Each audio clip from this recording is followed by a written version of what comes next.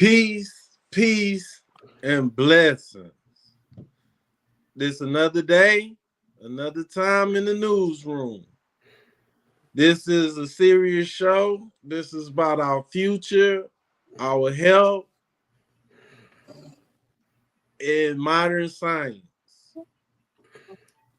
We're going to be talking about forever chemicals. I'm your host, Henry, co-host Shinakama JML, and guest host, my brother, no other than St. Patrick Williams. Much love, much love. How you doing, Shin?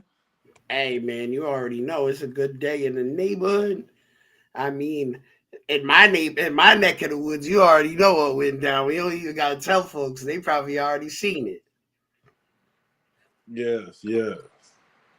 So how you doing? How you doing, Saint? Man, I'm doing great, man. Thank God for everything, man. I'm glad to be here, man. Appreciate the opportunity. It's a good opportunity today, and I'm doing pretty good, bro. You know? Okay. So for the people who are on my end, if you're watching later on, I will be sending a code. Copy that code, and you get $5 off of merchandise. You know who I'm talking to. But outside of that, around the DMV area, it's around 16 Fahrenheit. Snow on the ground. Not expecting no more snow, but Friday is planning on raining to wash all that snow away. We got people you in already know it's California. 19 degrees over here, but the snow already melted. The sun came. It snowed like one or 2 inches over here. The sun came out, and boom, it was gone. As quick as it was here, it was gone. Well, up here in sunny California, it was sunny as all day long. There were no clouds in the skies whatsoever. I don't know about the people claiming fog or whatever. When no fog or nothing, it was sunny. Okay. So now let's get into the show. What's going on that making us come to you with this topic? Not today.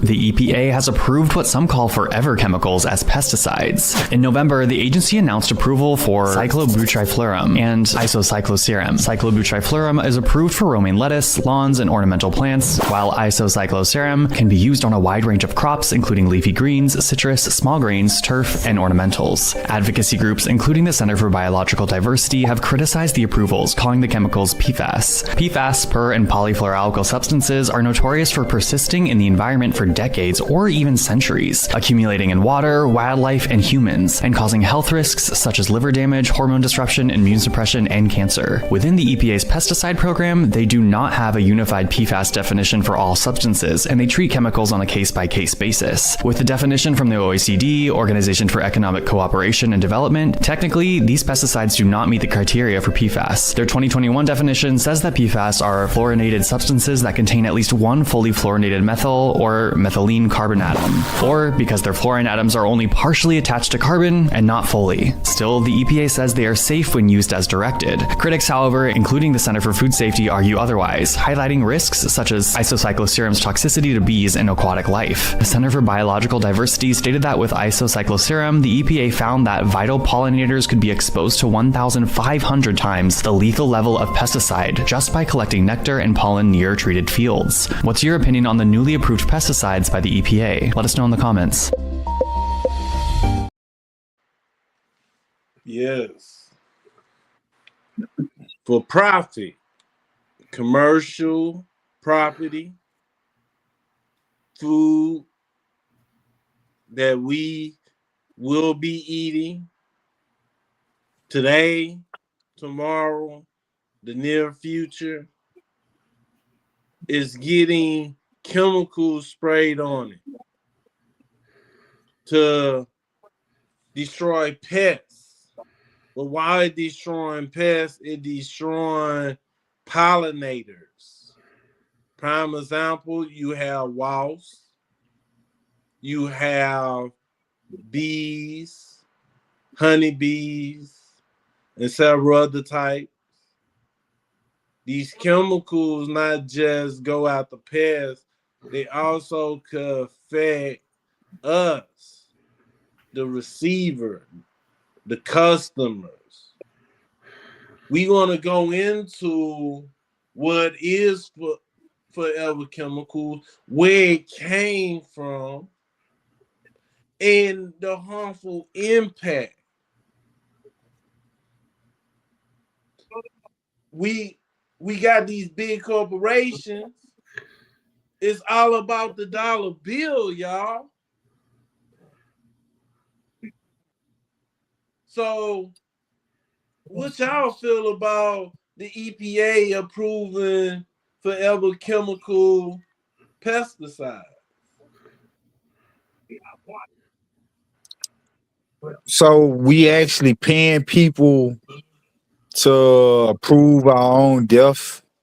I don't really believe in the EPA, and I just think, man, we have it, so we can have somebody just to pay to get paid by chemical companies to approve stuff. Like, we have these people that's meant to help and make our lives better and safer, but they're really not doing the job that they supposed to be doing. So we have to question the organization and what is its real motives and purpose. Take a deep dive in that and really ask the question, why do we have an EPA if the EPA is meant to save us from toxic chemicals and certain players, certain companies that just look, like you said, just looking out for a capital gain so their shareholders could reap more profits than that they have. So it's questionable. Well, I got my first question is, are these forever chemicals and these pesticides made from petroleum products? Because if it's made from petroleum, then we know why they're approving it, number one. And it's definitely the profit margins, because if we know anything about these millionaires and billionaires and these tycoons out here, is that they're heavily invested in the oil industry, oil products, oil byproducts, and finding new ways to charge us for the same barrel of oil. You know what I mean? And then on top of that, if it's made out of petroleum products, then that's just another thing added on to the accumulated list of products that they're poisoning us with by using these petroleum products in these consumable apparatus and consumer products that we have to buy every day in order to maintain our living, such as fruits and vegetables. And another thing that was on that video that was very surprising too is that they said that they're going to be spraying it on grass and turf products too. So it's not just the edible.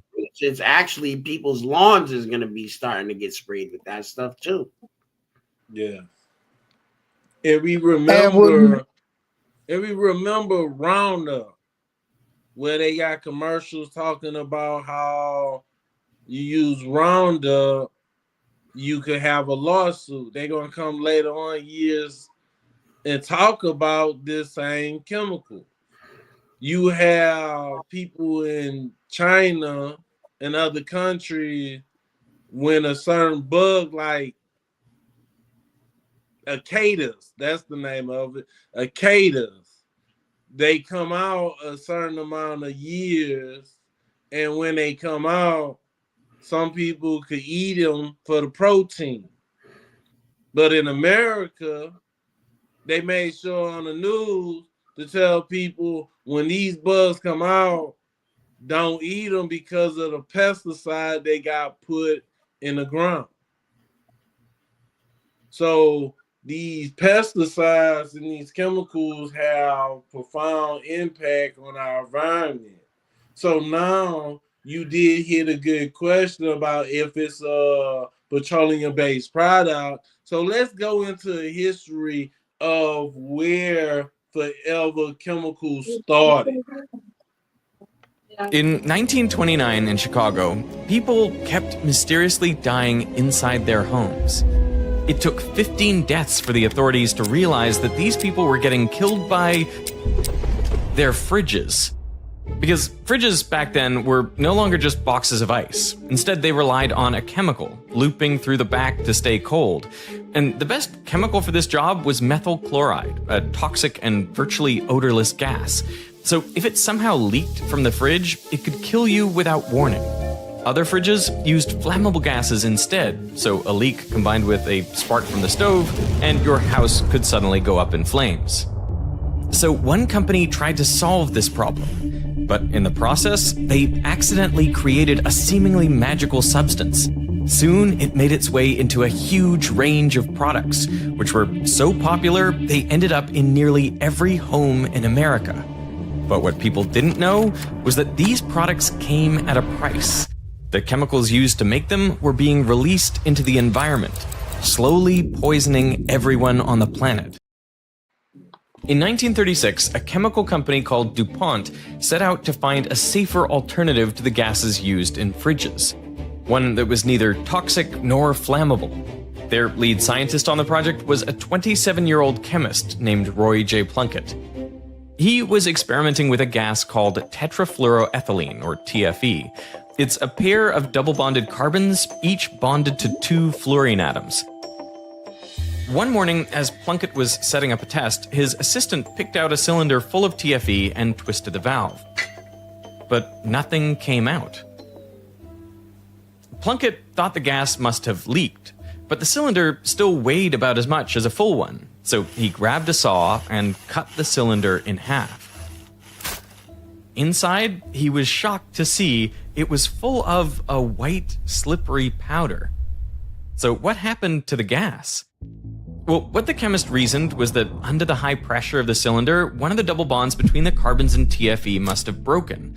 And now those 2 carbon atoms each had a bonding site free, so one of them probably grabbed onto a carbon from a different TFE molecule, breaking its double bond, and then that molecule did the same, and the process repeated again and again until all of the TFE was trapped in these long chains.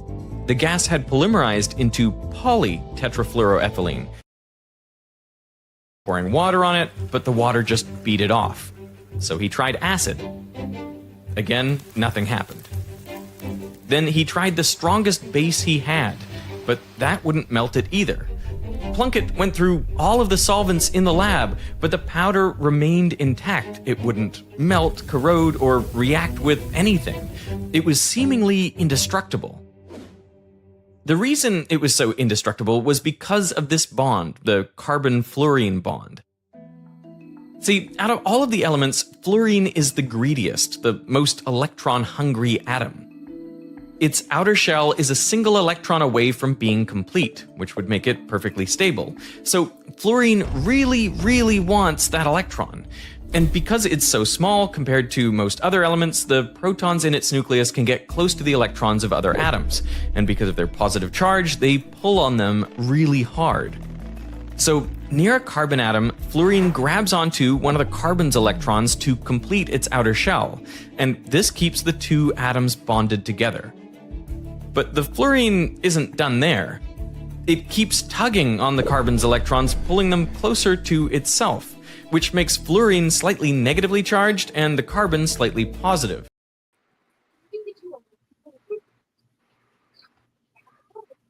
So, from our old refrigerators, chemicals, people was literally dying over this chemical that was used in refrigerators. So they was trying to find new ways to have the refrigerator without blowing up or leaking and causing problems for consumers. They came up with a new substance by accident, or you could say observation. And this new chemical, they use acid, they use fire, they use water to see if they could break this solid down, because it went from a gas to a solid, and found out that nothing was able to corrode it, because we know a lot of man-made products is not forever, but certain things men create that if it is forever or lasts for a long time, it causes problems. And a lot of it, like BPA, a lot of bottles had that problem with plastic, which to the point that would cause problems with people's health. So that's the history of it. So what do y'all see the outcome of this? It was more profit or a new way of doing things?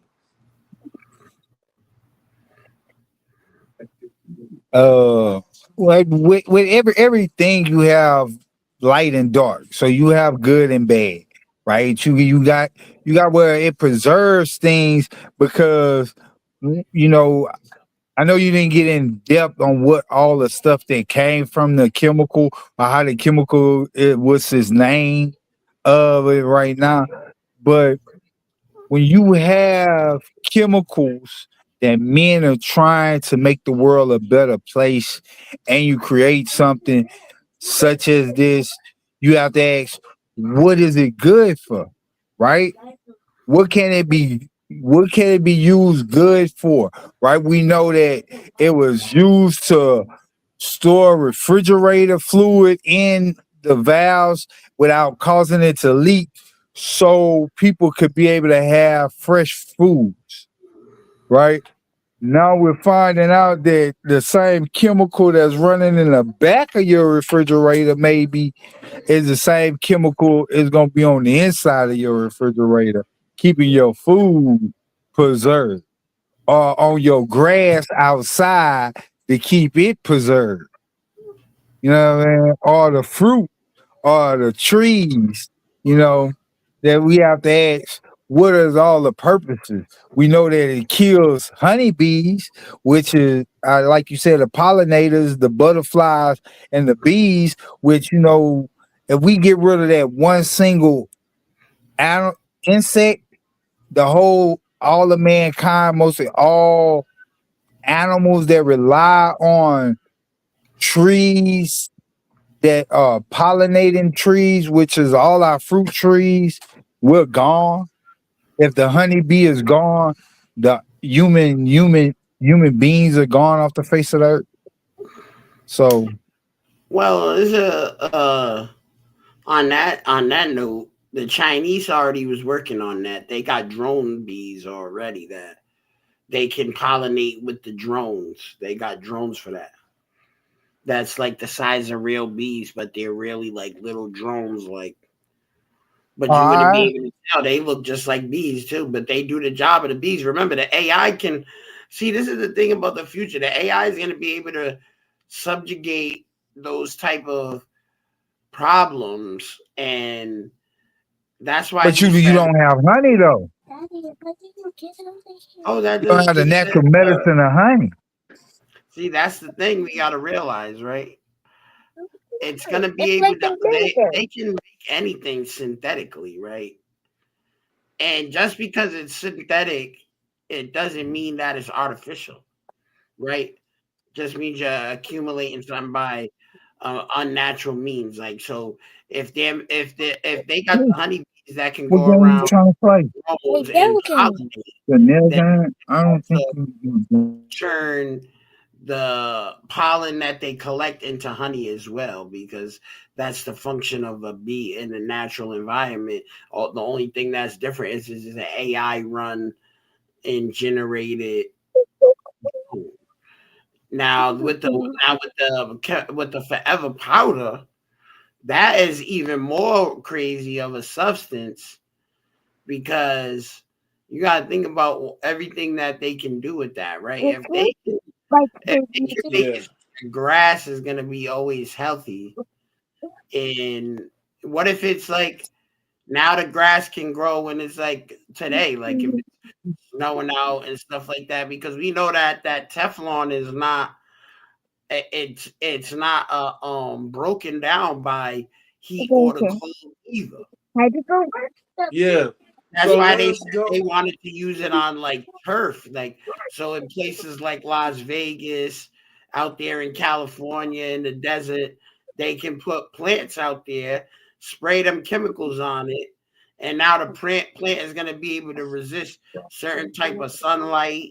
It's going to be able to persist more in the dry environments. It's not going to be as easily torn up by sand, because it's protected by that stuff. And that's just some positive. That's not positive. That's not positive. When you're taking artificial, meaning like this, grass, right? Grass shouldn't grow out here in our neck of the woods, right? You're supposed to have plants that are native, like cacti, evergreens, and certain plants like that. You know what I'm saying? That grow in a warm, humidity environment. When you start getting plants that are not native and you're trying to fit them into the environment, you create a messed up ecosystem, because that's why we had a lot of wildfires. They were saying that there was a lot of plants that created brush. You know what I'm saying? Like these tumbleweeds and stuff like that. Like that's not really a tumbleweed or a certain plants that dries up.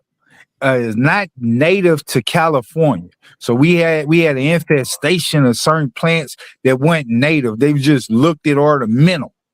So now as they grow and they dry out because of our weather or people not watering their grass because we have a drought and which column, and hence, so you had that brush fire. So you have wildfires, and you can't control grass populations as it grow. Yeah. I let her.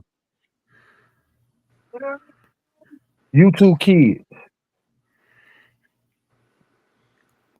Like, sorry about that. That's okay. So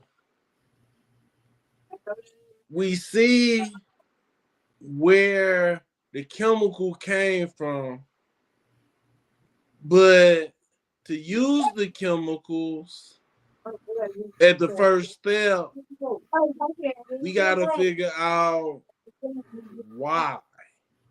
And this is the reason why they start using these chemicals, the method and the benefit of it, and what came behind. So here we go. To get the fuel for nuclear bombs, enriched uranium, you first have to turn the uranium into a gas, uranium hexafluoride. It was a nasty chemical that corroded everything. So all the gaskets, seals, and miles of pipe in the plant at Oak Ridge had to constantly be replaced, slowing down production.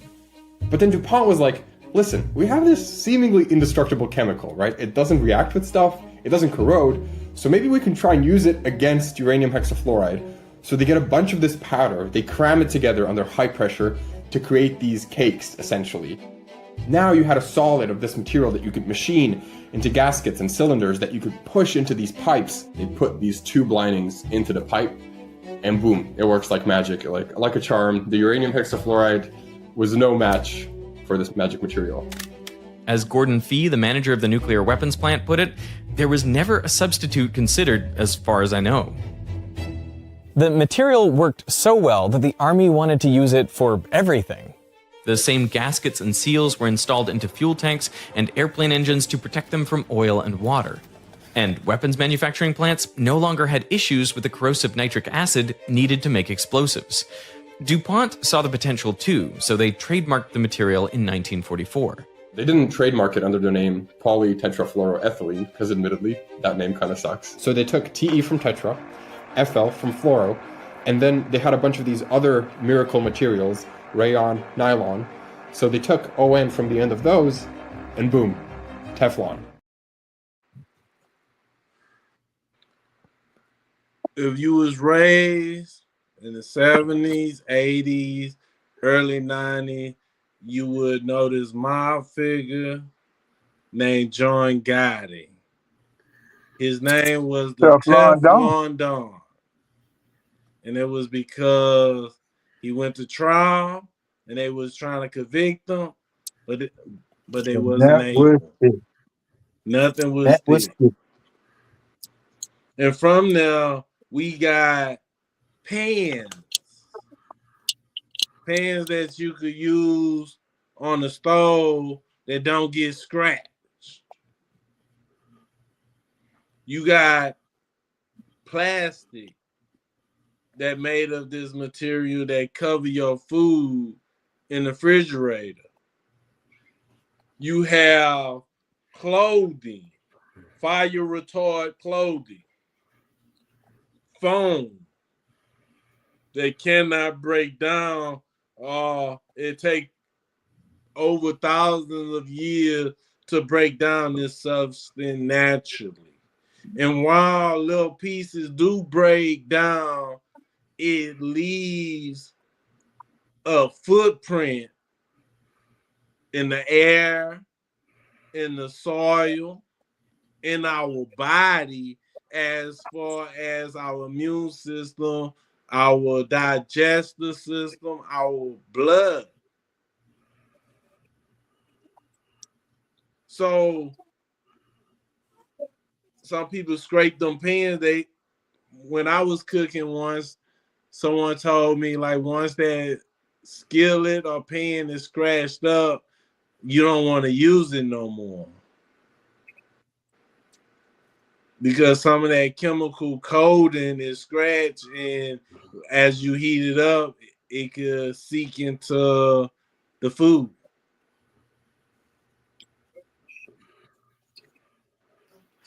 And let's not forget that it's used in bulletproof vests too. Yes. If it's strong enough to stop a bullet, there's no way you should be eating it. And they was using this chemical for one of the strongest substance around, and that was nuclear material. To keep the nuclear material for eroding the pipes that the material is going through. Yeah, that's because the carbon, that carbon atom that the fluorine is attached to, you got to remember carbon, usually it's a super absorber. It'll absorb everything that's around it, right? But with fluorine and carbon, you got two electron shells, and carbon is extremely stable. So now when it got the fluorine, it makes it super stable. So that's what makes it so hard to penetrate, because it's like it reverses the effect of the carbon. Like, so instead of it super absorbing, now it's super blocking. Yeah.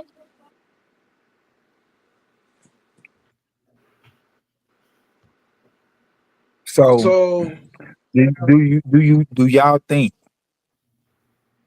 with all these chemicals, right? Because if we look at the time frame, it's since I was born, all these chemicals was already out.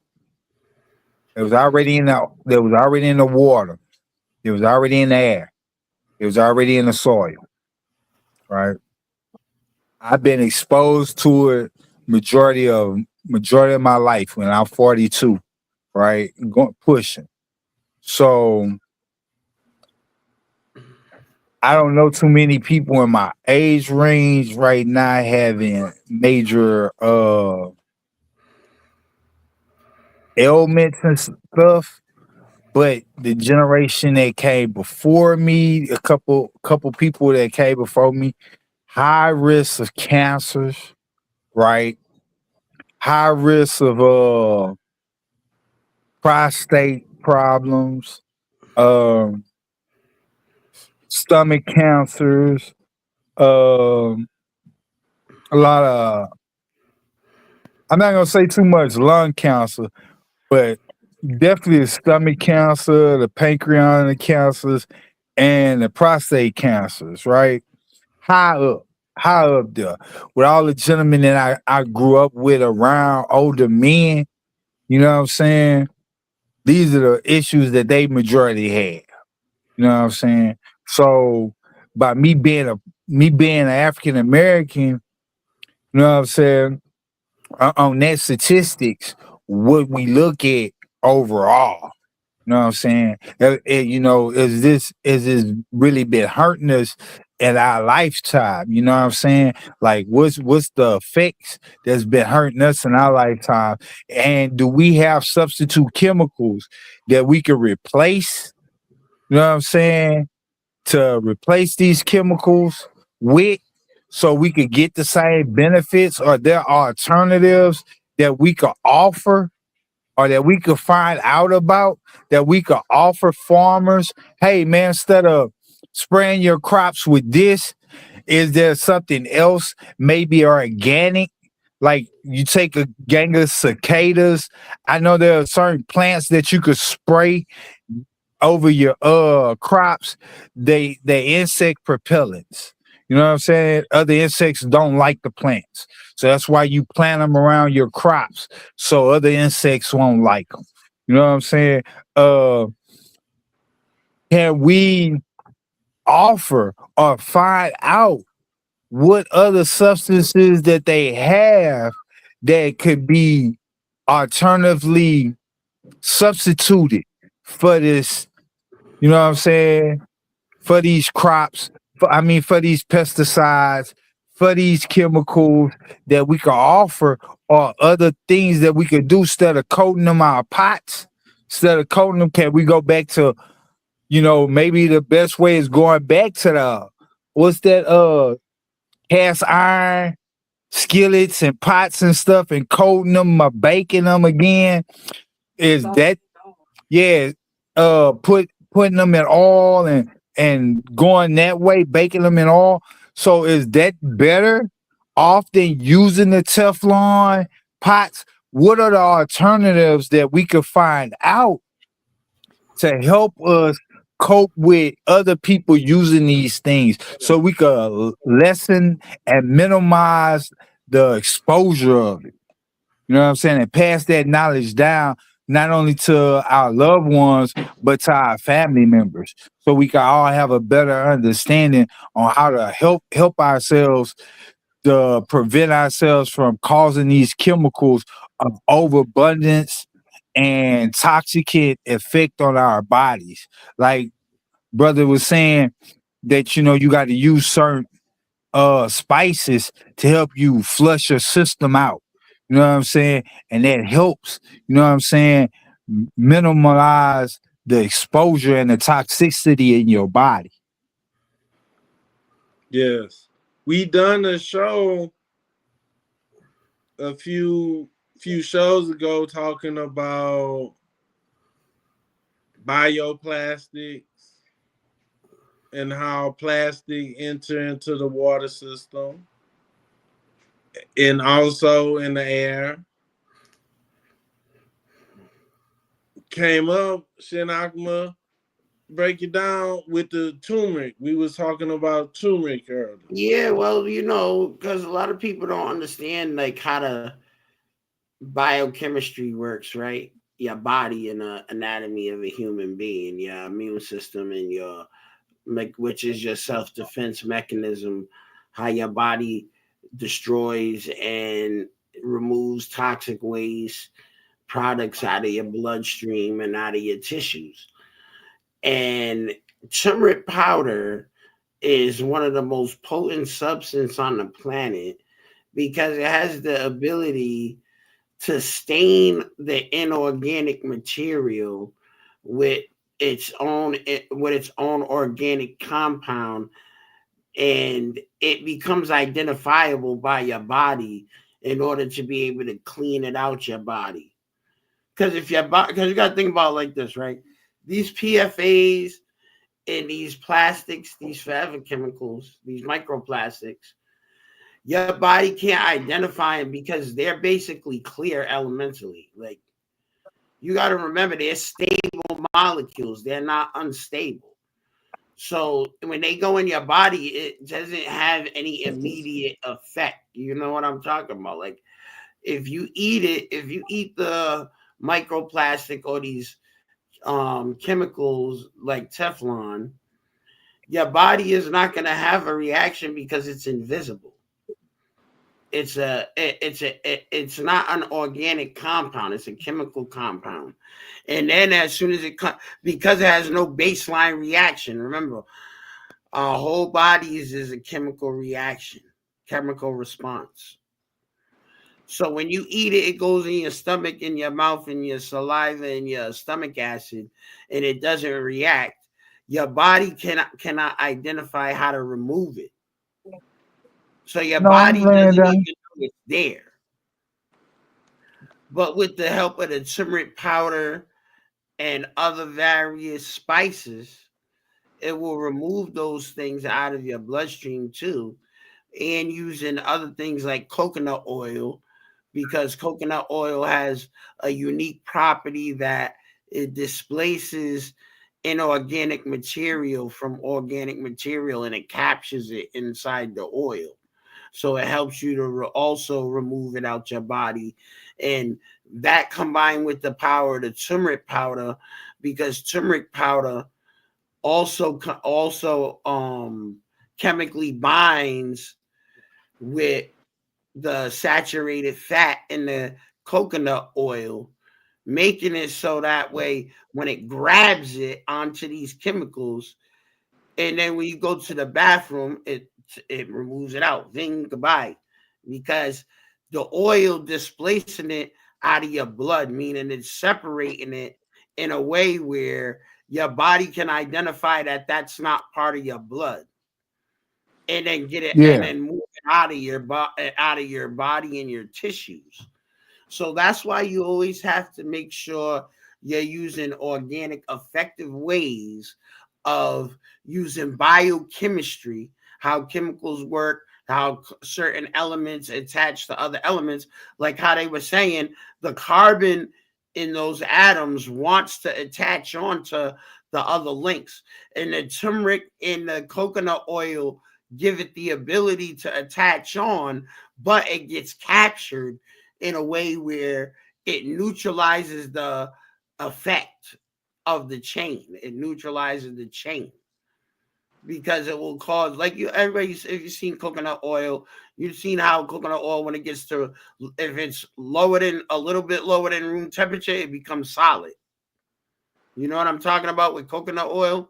So that's why it would be able to remove those molecules, those free radical molecules, like plastic, microplastic, forever chemicals, Teflon, out of your body, because you're giving it a vehicle that it can transport those chemicals out of your body. But not only just transport it out of your body, it gets trapped inside of the compound, and it's not able to use that chain making ability to put poison or to affect you in a way where it's going to latch onto your tissue or your body in a way that could cause you to get cancer or some other type of elaborate disease that they haven't named or came out with yet, that they already know. For real. They already know. They already know you go catch it. They already know that these chemicals up in 10 years. And then think about it. What did they say? They said, oh, it could take as much as 10 years to break down, 25 years to break down, 50 years to break down, or 100. Now, that means that the chemical half-life of the carbon that they're using. It's the quality of the carbon that they're attaching to that fluoride. So it has to do with half-life Fluoride and how long it takes element to and, break down. and fluoride is so toxic. It's unbelievable. I'm saying, and if it gets, what I'm Yeah, saying, but they just pure told us on the fluoride. video it's not really toxic. It's that it's extremely new. It's an extremely excited molecule because it has that one free electron, which means it's Yeah, willing to energetically attach to everything. but pure fluoride. If you get a hold of pure fluoride and you left it on concrete, it'll dissolve the concrete. That's what pure Yeah, because fluoride it's does. neutralizing.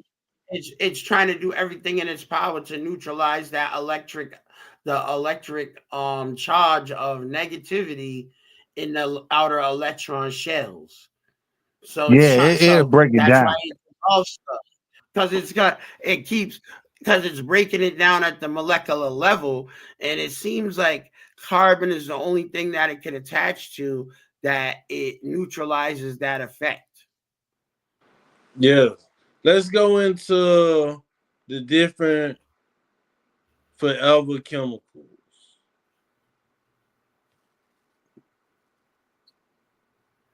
Two types. The first one are called PFAs or PFAS, and that stands for per and polyfluoroalkyl substances. And another group is known as the bisphenols. Now, you may recognize this bisphenols. This is basically 2 and phenyl groups. So if you know what that looks like, it's a benzene ring with a hydroxyl group on it, coupled together with something identical on the other side. And there's something called bisphenol A. That's known as BPA. You may have heard of that. But there's also BPB. There's BPAF. There is BPS. In fact, there's over 200 of these types of bisphenols, basically with different groups attached on both sides. They have very similar properties. They're used a lot in plastics, but can have issues in the human body in terms of hormone regulation. On the other hand, the PFAS over here tend to use the carbon fluoride bond, which is a very strong bond, as the core of these substances. And so you'll have something called PFOA, which stands for perfluorooctanoic acid. And another one is PFOS, which stands for perfluorooctane sulfonic acid. And yet another one is known as Gen X. No, this is not the generation that was born from 1965 to 1980, but it's actually a substance. It stands for hexafluoropropylene oxide dimer acid. The Environmental Protection Agency has plans now to weaken limits on some PFAS or forever chemicals in drinking water. The EPA says limits for 3 types of PFAS, including what are known as Gen X substances, will be scrapped and reconsidered by the agency. However, the agency will keep limits for 2 common PFAS types. They're PFOA and PFOS. It's offering utilities a 2-year extension now, giving them until 2031 to comply. PFAS are human-made chemicals that do not easily break down in nature. Y'all see how long that these companies could use these chemicals? They know a lot of these chemicals is poisonous, but they telling these companies to find other solutions. But while you finding the other solution, you could still use the properties that is hurting the environment. Because it makes money.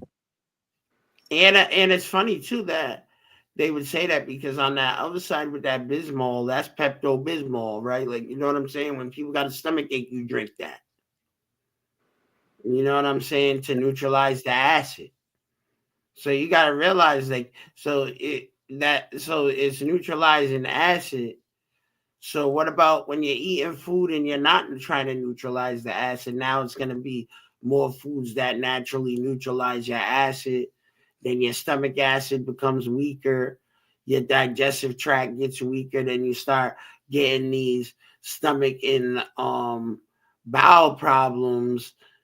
Just like St. Patrick was saying about how people from our generation is having these type of issues in their digestive tracts, because they eat a lot of those processed food with those forever chemicals already in the food anyway, because they got to make it resistant and be able to heat up in the microwave. They got to make it be able to live in that freezer for 6 to 8 months, so it's these chemicals already been used, and they've already been used. They already said since the late 50s, early 60s, they've been using these chemicals. They've been putting it on everything, which we already know they've been putting it on everything. So I've been consuming them all my life. Right. So, but the reality is now those people who's exposed, because we're starting to become in a society where people are more vulnerable, they're more exposed, right? Because people are being born with more genetic disorders now than ever at any time in my lifetime. I don't know about y'all, but I've been recognizing that people who's allergic to a lot of things, people who's on these gluten allergies, people's out here with sugar allergies, people's out here with all type of allergies. And it's these microfibers, microplastics, micro chemicals that I bet you if we looked at that carbon fluoride, right, in a microscope, in an electron microscope, that it's gonna, because it's fluoride, right, it's going to have spiked proteins. It's going to be spiked up, meaning when we look at the atomic structure, it's going to have spikes coming out of it. So you have to think about that on the microscopic level. When you're consuming these things or spraying it on stuff, you're getting micro abrasions in your body too, where it's sliding along in your intestine and stuff like that, and in your esophagus, and it's cutting you. Microfibers, Yeah, right? It's cutting you. but most people don't like most people don't know. Like if you look at some apples, right? You go in your grocery store and you look at some apples and you be like, man, why are some of these apples really beautiful and bright? They bright, they look so right? Like, no real time has worn from them and picking them off the orchard, because most of them are coated with these PFAS, which is like a plastic polymer coat over your whole fruit, over your whole apple. If you don't peel off the skin, on the sticker. Yeah, if you don't peel off the skin and you don't peel it or shave the plastic off of it, you just consume the plastic. You can't really tell because it's a real light coat of plastic right over your apple, right over your fruit. You know what I'm saying? That you think, oh, even your pears, there's a light coat. If you put it up to the light, it shines. It gives you a shine. Like it's wet. Like that wet, glossy shine. That's how it looked sometimes. And I had to realize that a person was showing me. He was like, yeah, man, these apples. I was like, man, why you scraping the damn apple like that, man? He said, I'm getting the plastic off the apple. Yeah, but if you got melanin too, though, you also see that this is another thing they don't want to tell us, because remember, I say this all the time, Henry, when we talk about these type of statistics and stuff in these videos, right, in these lives, is melanated beings, we got to remember something too. Because we got carbon 6 or carbon 9 melanin, right, in our body, depending on the geometric pattern of your melanin in your skin and your organs, the plastic really won't affect us in any type of way either necessarily. It's talking about those non-melanated people, just like when they say, oh, if you don't wear sunscreen, you're gonna get skin cancer. We know they ain't talking to us, because I ain't never used sunblock a day in my life. You know what I'm saying? And I don't got no signs of no skin cancer, no skin bumps, skin palpitation, none of that. But You know what I'm saying? we got to understand like this. Hold on, I get what you're saying. Hold on, I gotta say this part. And it's because the melanin in our body gives us the natural ability to transmute energy, right? Because if you understand the illusion of energy, right? In all these complex elements, all these complex systems, it's all just the movement and the transfer of energy. And melanin is a carbon chain. So that carbon chain that the fluoride and the carbon makes, when it goes into the melanated beings, we can transmute that because we can become part of the carbon chain based on our melanin. But non-melanated beings don't have that You better same eat all your carbon food this compound. time. Remember, this is they have sulfuric compounds. They Yeah. have sulfuric compounds. That's why when carbonated bodies go into their cells, it starts neutralizing them. Because remember what I said, it's bismuth, right? Bismuth, Pepto-Bismol. You know what I'm saying? It's used to naturally neutralize acid. These acids is used to neutralize more acid. They're more basic, so they neutralize more acid. So if your cellular structure is made up at the core of sulfur, then these carbonic atoms is going to break you down. But if your basic atoms is made out of carbon, you're going to be able to become part of those carbon chains and easily removing those substances and making it not harmful, you know, because the fluoride will detach from the carbon when the carbon wants to attach to your melanin. That's part of a detoxification. You know what I'm saying? Think about it. When you drink poison, right? St. Patrick, I know you know about this. If you drink poison and you go to the emergency room, what do they have you drink? Charcoal. And Have you eat charcoal is made charcoal? out of carbon 9. Carbon, yeah. Carbon number 9, Hey, though, yeah, got specifically to. number 9. It's the more because carbon can absorb any toxic thing and neutralize it. So if we already got that in our body as well, it's not going to affect us in the same way it's going to affect the beings who their basic cellular structure is made out of sulfuric acid. That's why they just came So, up with that saying hey, you made a eureka moment just now. that. Well, you made a eureka moment just now. Because when you say that, right, it said it will affect your hormones, correct? It did Correct. say that. It said it will cause your hormones and your hormone blockers and stuff like that. And when you're talking about the sulfur babies, right? When you talk about them sulfur babies, they are having problems having babies. Right. They're having Because the problems sulfuric acid, processing. listen, it's because that means now let's go into it, right? Because the scientists said the people who sulfur based, right? They got deoxyribonucleic acid. They got the acid. We got deoxyribo, but it's not nuclear. We're not acidic. Yeah. We're carbonic. We're the deoxyribocarbonic beings. We're made out of carbon.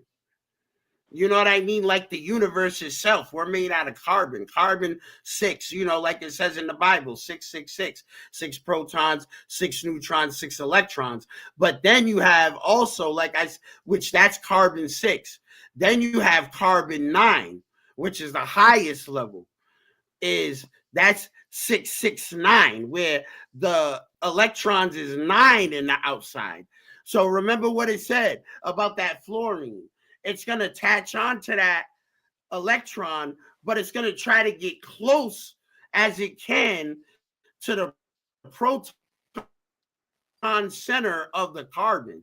So if you got 9 levels protecting you, it's so hard for it to even get close to affect your nuclear atoms, your neutrons and your protons, because it has to affect your neutrons and your protons to cause an abnormality. It would have to affect it, meaning that so these people made out of sulfur, it's breaking through those barriers. It's breaking those electron bonds, getting closer. And then think about it. What do they tell us? It's going to start when it gets closer. Now, if this is the protons and the neutrons, as the electrons is getting closer, it's pulling them apart like this. So now, and anybody who knows anything basic about chemistry and atomic structure, all we got to do is use water as the example. When you pull liquid water slightly apart from each other, it becomes steam. It's no longer liquid water. So now it's still H2O, but it's a new substance material. It's vapor. So now it's turning your liquid blood in your body into vapor. Your body can't recondense the vapor back into blood because that's not a natural blood process. So now it causes deformity like cancer or organic shutdown, because now your liver is getting harder, cirrhosis. It's destabilizing, so it's becoming more solid, because as it's pulling these molecules closer, as the electron gets even closer, now it's not pulling apart, it's pulling it tighter into the ball. So now it's both of them like this up against each other, pressing each other so hard. Your body is not ready for that type of pressure naturally. Think about it. Your red blood cells is going around like 14, 15 times the Earth gravity, but it's not, your body processes is not being affected by that same type of weight, like your heart, your veins and your arteries. So those chemicals is putting a high strain on your natural capacity for those engines in your organs to do work. So now it's giving you heart disease, heart attack. I'm having a stroke because I can't, my neutrons can't fire to the receptors because the receptors is blocked with these plastic chemicals, and there's no way for your body to remove it. So what are you going to do? You get brain cancer, you get an aneurysm, you get cancer in your foot because it's accumulating in your ankle or in your knees or in your hips. It's accumulating in these places. So then you have to ask the question, all right, what's the safe levels? What's the safe, you know what I'm saying? What is the safe amount to have in you to where you are functioning at your optimum, your best with it in there? You know what I'm saying? Because you can say, we're not safe, don't matter where you go. You know what I'm saying? Right. There's no country that you can run to that you're going to be able to get away from this. You know what I'm saying? Because once it's in the water supply, that's global. It's in the water table. Yeah, we did that. Remember Henry on the show? Yes, that's what I was about to get into. The water table. See, we got to realize this. Donald Trump, y'all president, our president. Y'all, niggas, ours. You might not even vote for him, but they're rocking with. This for the people who don't like Donald Trump. Y'all president, our president. You feel? Let me finish. I gotta get it in people's head like this. Y'all president Donald Trump, our president Donald Trump came on national TV and said that Tylenol is a leading cause of autism. People gotta understand. Tylenol is a byproduct of petroleum. These blocking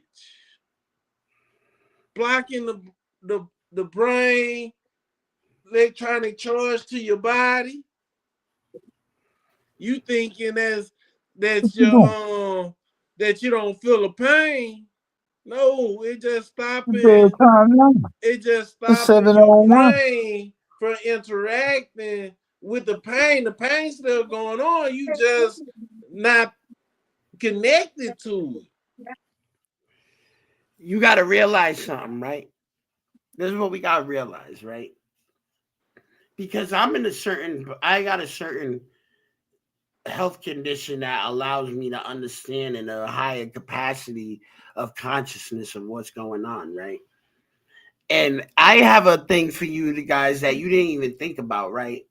Of course, it's going to be a little bit sounding like a conspiracy, but not really, because me and Henry have put a lot of work into accumulating these facts in these type of shows and slowly building up to these shows with other shows previous to these, like the ones about how they're using it in these same forever chemicals and these same microplastics to cause the weather weaponry, and using that to that they was already covering that up. That's what this is also about too, to cover up that they're using the weather weaponry, because now the evidence of the weather weaponry can be explained away as that was pesticide, right? You know what I'm saying? And then now this is the kicker right here, right? Everybody who got the COVID-19 vaccine got what in their body? We know they got the microcomputers in their body. They got the microcomputers. Now, let me ask you a question. Now, what if these forever chemicals is really so it could do some Optimus Prime shit, and they can build the machine in your body while you're living by supplying the micro machines with the computers and the DNA editing software with the material to make you artificially inorganic? Well, all right. Let's because it will stop building more machines in your body. Now they can build more computers. Now we can build more cells that are artificial cells in the what I like to call from S-Men, the techno-organic virus, where it slowly turns people in organic material into technological devices like Cable. If you ever watch X-Men or Deadpool #2, like you see half his body is techno-organic because it converts his body cells into technology.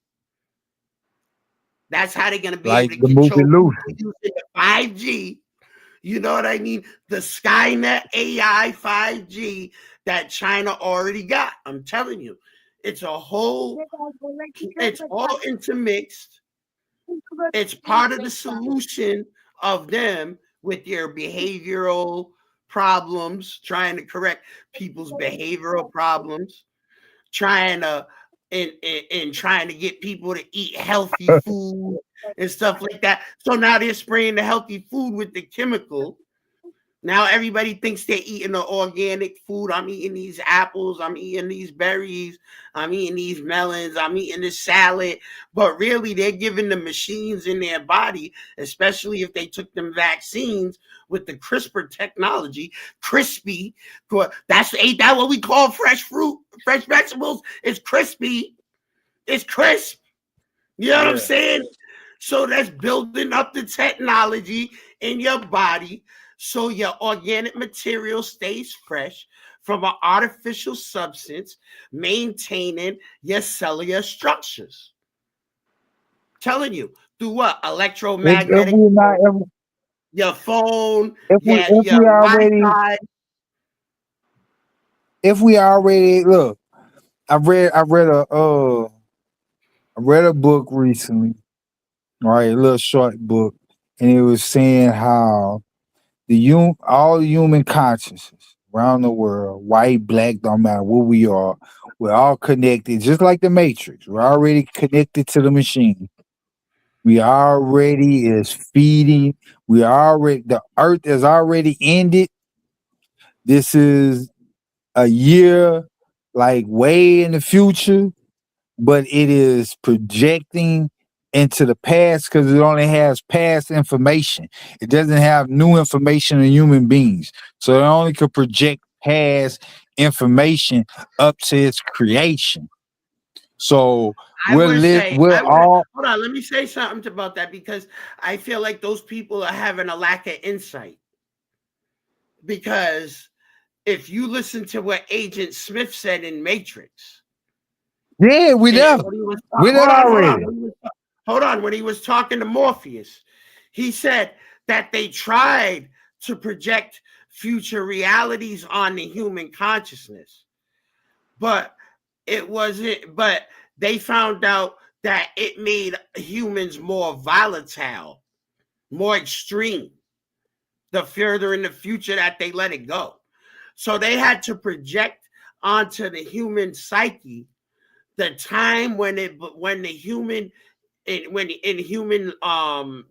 span of humanity, when everybody believed everything was quote unquote good, which was the late 90s to the early to the mid 2000s.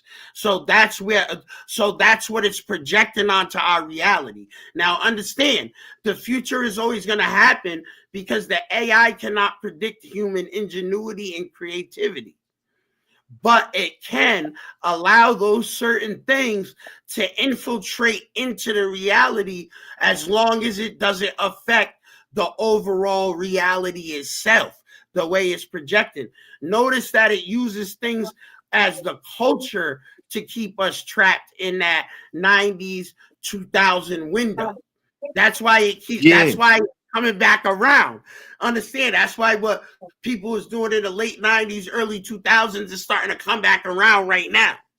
As in style, culture, the taste in music, and a taste in the media, what people want to see for comedy and stuff like that, because it has to do with keeping the cultural projection stuck in this time frame, while they're inserting things like the holographic projections of light beings, light encoded beings, the reptilian shape-shifting beings that can turn into other organic beings.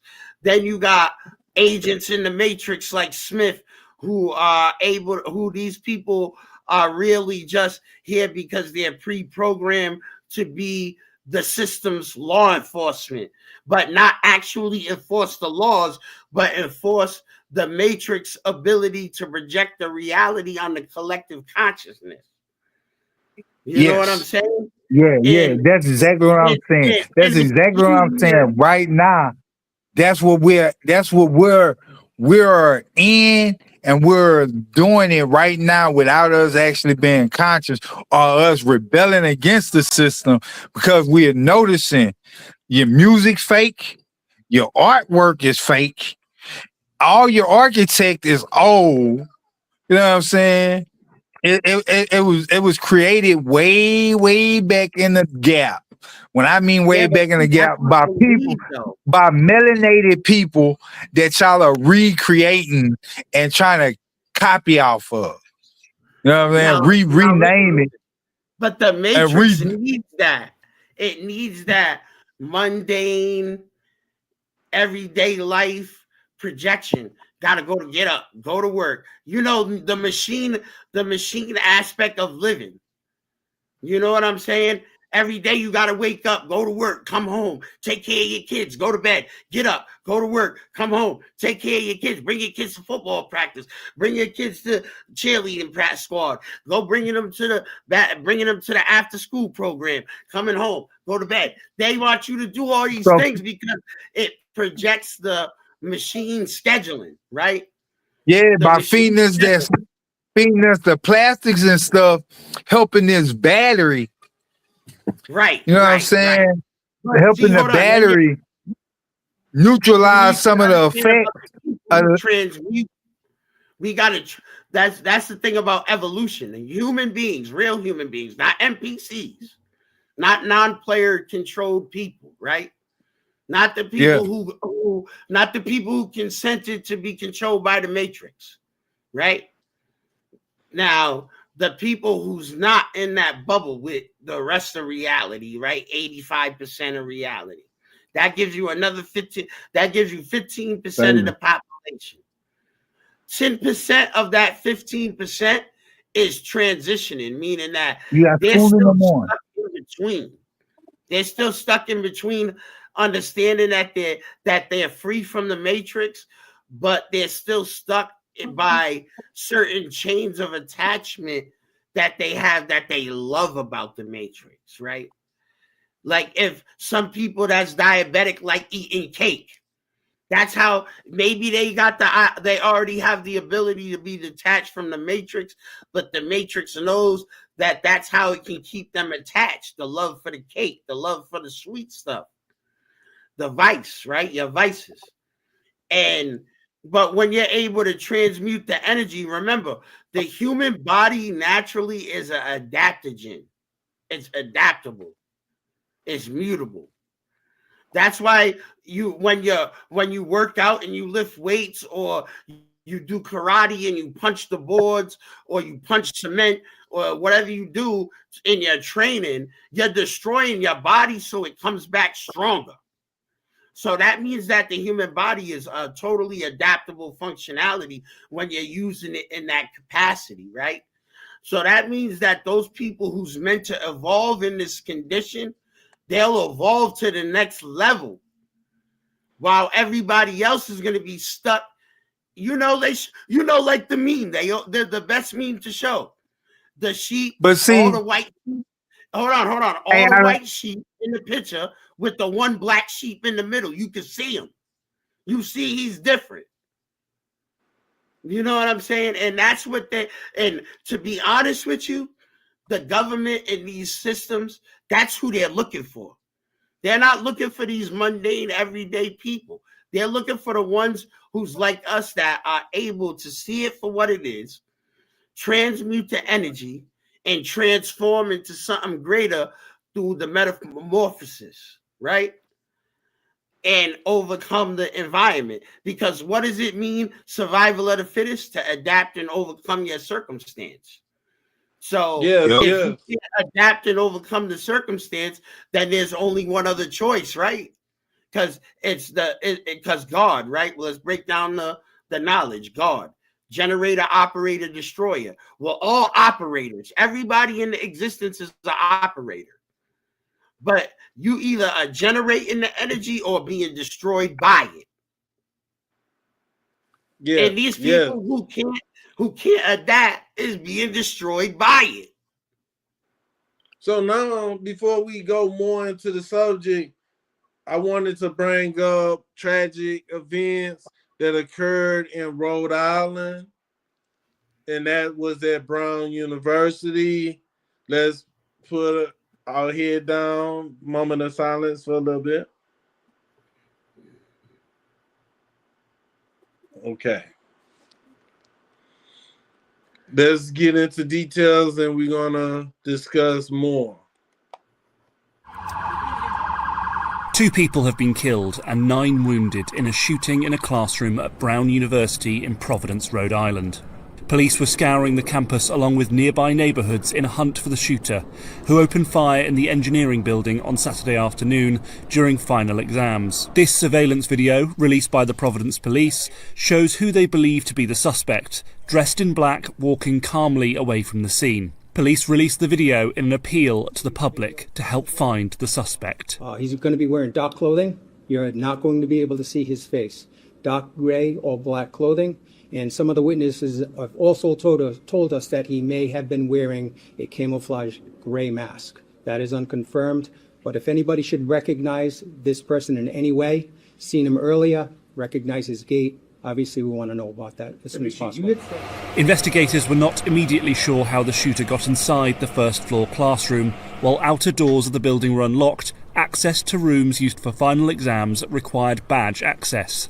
Authorities believe the shooter used a handgun and may have been in his 30s. Investigators said it wasn't clear if the suspect is a student. Okay. This news is hitting the desk quick and fast. So we got to understand this. The last shooting that occurred was in D.C. It was ex-CIA shooting 2 National Guards members. They treated Charlie Kirk better than these National Guard soldiers. We don't hear nothing about these soldiers no more. It was just frontline news, headline story, and it gone. We don't hear it no more. No court date, no talk about anything. But it's now, because the CIA is involved now. Now that the CIA is involved, now they want to be like, shh, don't say nothing, leave it alone. Because they don't want that investigation going into that CIA operative, I'm telling you. So now, they got some information about this individual that showed that, hey,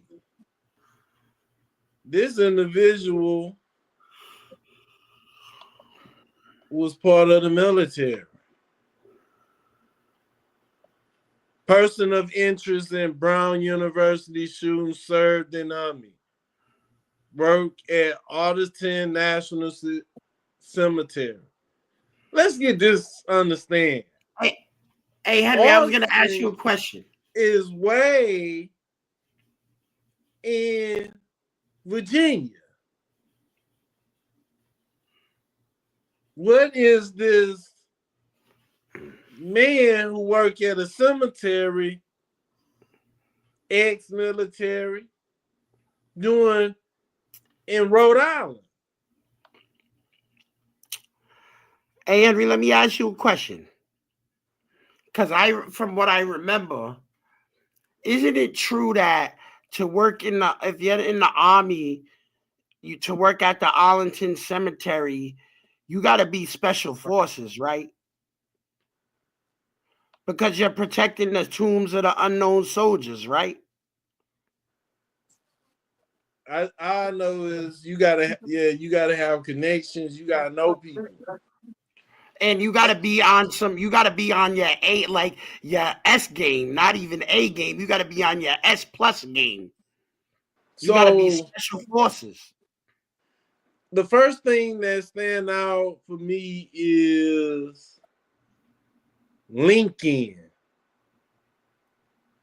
I got a LinkedIn profile that I haven't used since high school. I just created it. It was for job linkage. LinkedIn is used for communication with the military and private connection. So they got this individual LinkedIn profile. He was an infantry soldier in the United States Army, passed sniper training, have experience with firearms.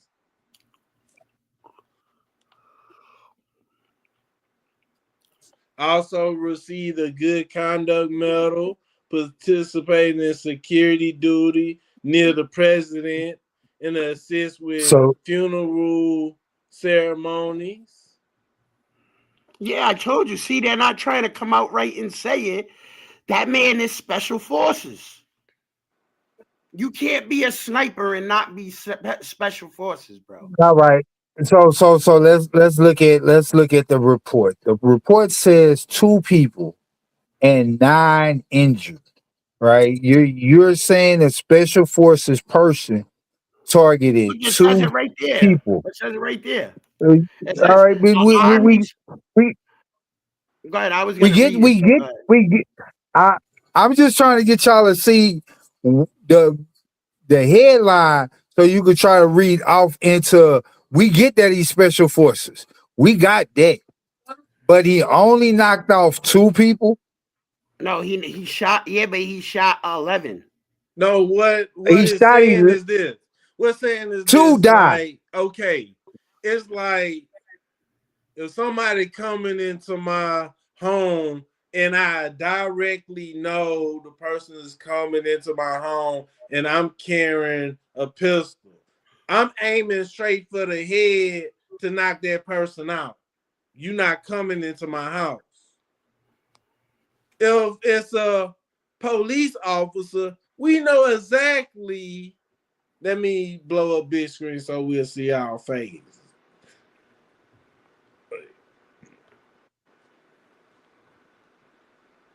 If it's a police officer and I'm aiming a pistol at a police officer, in my head, the main thing should be thought of not to aim at the chest because he got a bulletproof vest. I got to aim at his head. I got to be faster than him and aim that target and hit him in the head. With this individual, you're an Army trained operative. If you in Afghanistan, you got to destroy the enemy combatants before they destroy you. So you got to knock them out, all of them. So you let 9 make it. You let 9 and 2 you definitely kill. Hold on, let me say this. I told Henry this off camera before, like yesterday when it was happening. Henry can attest for this. I said off the rip, it's politically motivated. Did I not, Henry? Yes. The shootings is politically motivated. I agree with you. We're not I'm not denying that. Let me explain why. Let me explain my footing with this, right?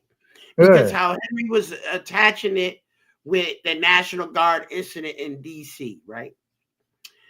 It has to do with the execution of them not letting that federal judge take down the military from inside the cities of America, number one.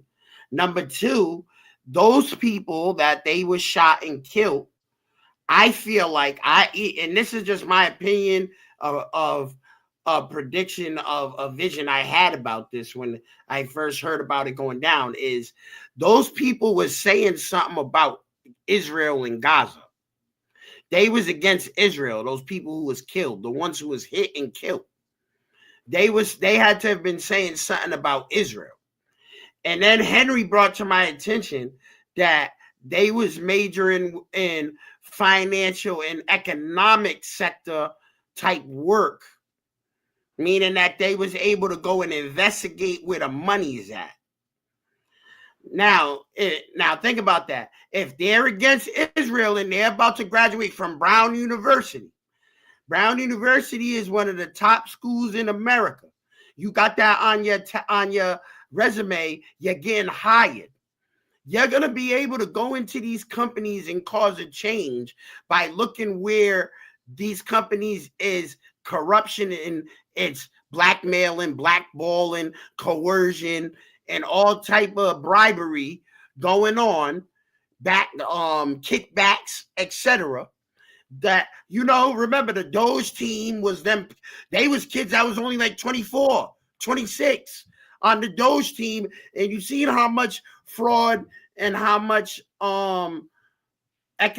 corruption they found in the United States government when it came to funding the departments. That's just the funding the departments of the government. Now you're talking about people who politically is against Israel. And not only that, they have the means to go in and research and prove the corruption, prove the briberies, prove the kickbacks, prove it because they know how to show the economic evidence, right? Engineering, they could say, oh, yep, 9/11, this is this. That not trying to get too deep because, these people are trying to censor us up on here. But that also gets into how is it politically motivated? Boom, boom. They killed the 2 leaders, the one that was the most outspoken, right? And the other 9 people who was injured. Those people, because remember, we just said this man is a special operator. He's a sniper. He got badges and awards with riflemen and handguns and all type of combat. There's no way he shot 11 people and only 2 died. That wasn't an inaccuracy. He hit people so they could remember and live to tell the story. And, like, you know what happened to your 2 leaders after a dump. Now y'all go back and tell what it do.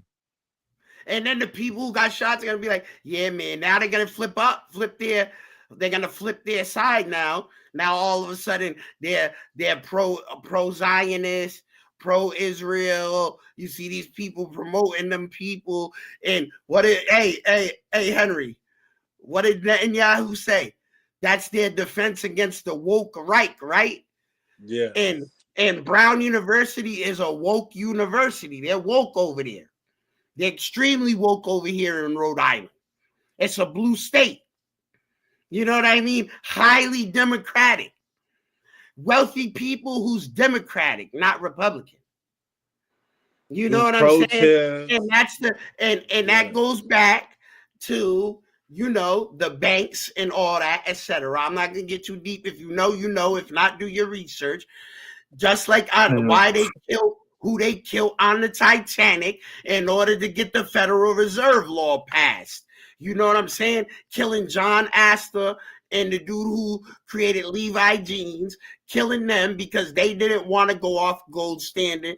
They wanted to stay with the they wanted to stay with what we had, not the Rothschild Federal Reserve Bank, aka them converse banks, the central bank, right? Venezuela, where we're going for the oil, for the forever chemicals and all that. They don't have a Rothschild central bank. Our enemy, North Korea. They got it. Hey, look. Cuba don't have one either. Colombia, Cuba, Venezuela don't have one, and they want them to have one. If you know what I'm saying, if you gonna deal with the dollar, you want to deal with the international fraudster union, you have to fraud up. You know what I'm saying? You got to have one of our fraud banks in your country making this fraudulent money so you could do fraudulent things. Hey, nah, if you don't like it, you can get on board or we'll bomb you. How you want it. You know what I'm saying? We ain't taking no for a house. Listen. Even if they agree, we're still bombing them. That's how the United States plays the game, bro. Come on, man. We are so. Listen, hold on. Because and shout out to Henry on the new shorts. We're the indigenous people of America. Thanksgiving just passed by. You know we know what these people is capable of. They're gonna say, "Yeah, we're cool with you," and bomb you tomorrow on the holiday. They're gonna bomb you on Christmas. I'm telling you, they're gonna drop bombs on Venezuela. We know this for a fact because today, on this day in history, Israel and the Palestinians in Gaza supposed to be in a ceasefire. Israel is still attacking Gaza today. They just murdered the second in command, the general who deal with building the weaponry. He was driving down. Hold on, Henry. Hold on. Israel attacked him. Now that parallels what we was talking about, these shootings in Brown University being politically motivated, right? And then on top of that, we got the shooting in Australia too, where that dude shot 11 people, but he actually killed 11 people with a sniper rifle, right? So now we're getting these trained assassins. Hey. 11 is a secret number in Kabbalah. Yeah, because 11 is the first double-digit prime number. It can only be divided by 1 in itself. And Freemasonry is the symbol of Jacob and Boaz, the 2 pillars that sit in the front of the temple. Right. Yeah. So what are they trying to do? They're trying to establish a law, right? That's what they're saying to us. They're trying to establish a law. And the law is, if you speak out against them, they're going to come for you, but they're not going to come for you directly in the sense that the people who want to get you is going to be the ones getting you. It's going to be their assailants, their assassins, because they sent this man all the way from Arlington Cemetery, all the way up from Virginia to do this mission. And yeah, I'm calling it a mission because y'all ain't, if you played any Mission Impossible, Black Ops, or any games like that, you know that they send people on missions like that. But if you get bagged, you get bagged. That's the game. If you don't get bagged and you get away with it, you get away with it. But if you get bagged, you get bagged. You know what I'm saying? You know what's gonna happen? You know what we're gonna happen? We're gonna show the back of your motherfucking head, right? We don't never show your face. We're gonna show the back of your head. We're gonna tell the people this is the suspect you're looking for. He's dressed all in black. So every black man from here to Chicago gonna be a suspect. And you gonna walk out the back door, get dressed in a white suit, and we're gonna pick you up, and then the police gonna go around the corner and say, "Oh, we got somebody. He's the number one suspect." Matter of fact, we messed up. He wasn't a suspect. He was just a random guy we picked up and we thought he was. His alibi fit. We still looking for the guy. Because, bro, you gotta remember something. What is that called? That's the debriefing. That's his debriefing, so he could get off the mission.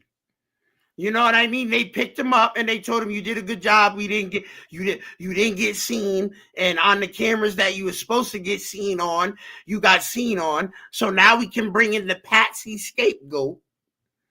Now we can bring in who we want to let go to jail for this, but and cover up who's really involved with, right?" That's why it's an assailant, an assassin, right? Because that dude had to be a professional. Because remember, what did they say? Not get seen on cameras. He didn't get seen on any of the actual cameras, except for the ones that he wanted to get seen on, and it was only from the back. And he got in a secure room. Hold on. How do you get into a secure room that's key card access only? That means he was that dude, because he was a special operator. He had a joker. He had a joker, you know, like in poker or in cards. He had a key card that could have opened all them doors because he already hacked the system weeks ago. When he was going to where he had to go, he already had it hooked up where he was shutting the cameras off as he was going to them areas. So that way, when it was on the feedback loop of nothing happening, even though he was gunning people down. And now all of a sudden, and we know that this dude is a special operator because the police response was so immense. I never seen nothing in Providence like that before. They shut down the whole downtown. They evacuated the Providence Mall. They shut down the area where Brown University is at. Evacuated the area, made everybody leave. There was nobody in these areas yesterday night, right? And if you was driving by, my mom was telling me they was flashing them and everything. They was going wild out there, them people. And then they had military presence too. They called the National Guard in, not just the police. They had them MRAP tanks out there, G.I. Joe type weaponry, and they still didn't find home, dude, until 4 in the morning. You know what I'm saying? And that they knew who he was. They knew where he was at. And not only that, they're using this operator. You know what I'm saying? Because personally, I think it was a ghost. It was a ghost that came. And if you know what I mean, I'm not talking about paranormal activity. I'm talking about a real ghost. One of their operators, nobody knows his identity. Nobody knows who he is. The real operator is already in Fiji or somewhere like that.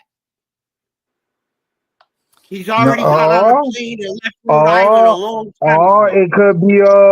it could be that MK Ultra, you know, they come snap a finger in front of a nigga go do what they tell him to do. He come back, snap another finger. He don't know what he did. You know what I'm saying? Yeah, but He you don't gotta know what he understand did. that's what I mean by a ghost, a special operator. Yeah. Because remember, if you don't know, how can they accuse you of something that you don't know that you did? You know? Yeah. So you have to see it like these people is trying to put it in a way where it looks criminal, but at the same time it was professional. It was military style. So that It way it was. has no choice. They got no choice but to apply military pressure What you and showing keep here, the Chris? national. Hold on. This This is boy, to keep the this boy look argument like a alive. CIA agent. They need they need these arguments alive to keep the military presence in these major cities in America so they could keep the intimidation and enforcement on people thinking about speaking out, people that's thinking about using their right of their freedom of speech, people who's not with Israel, people who's not with bombing children or genocidal factors, people who's not with racism, people who's not with class warfare, people who's not with any of these negative aspects that they're trying to enforce on us to herd us like cattle into this caste system where the very few control the great amount of the many. You know what I'm saying? Because people like us is dangerous because we speak out and we identify these things for what they really are. And they don't like that because it shows how these forever chemicals, and people's probably like, why would you have a Brown University shooting in the show with the forever chemicals? It's obvious because it's like St. Patrick just said, it's all part of the greater MK Ultra brainwashing programs. The more you're exposed to these chemical compounds, the more they can snap your finger and then get you to do the executions that they want you to do, and then snap their finger again, and you have no clue what you just did. You know, you making plaster. I mean, like this. If I keep on dipping your hand in the wax every day, you know what I'm saying? And keep on dipping your hand in the wax every day. What part of your hand you gonna think is wax? You know, you gonna And your start skin is going to becoming start wax. to absorb some of the property. Yeah, you gonna become wax. You know what I'm saying? You getting pumped with all these chemicals, all this shit. Now it's becoming a part of you. Now what part of you which part of you bio and which part of you synthetic? And not only that, think about this too, right? We know that these people do everything in a calculated fashion, right? So we know Yeah. these plastics and these forever chemical materials is electromagnetic responsive in a way where they know if they use certain frequency generation, it's going to excite the chemicals in your body to a certain extent and make you perform certain behaviors. They know, And just like when the best like behavior for they want example, you as docile. like now listen, Docile. they don't always that's not necessarily true because remember, let's go into the dye red 40, right? Dye red 40 has been proven to cause ADHD in children, even in hyperactivity in adults, right? So if they want you to become hyperactive and they know you got that red 40, now they put a high vibrational short frequency wave coming out of your phone. They know you're going to do some hype shit. They know. Yeah.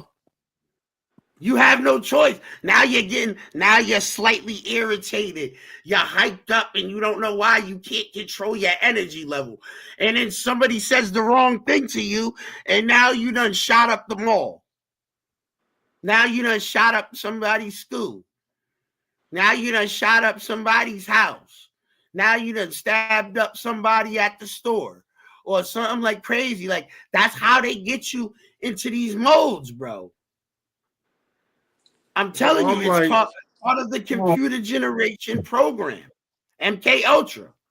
I'm like this. We know something up when the news, because this occurred yesterday, correct? Yep.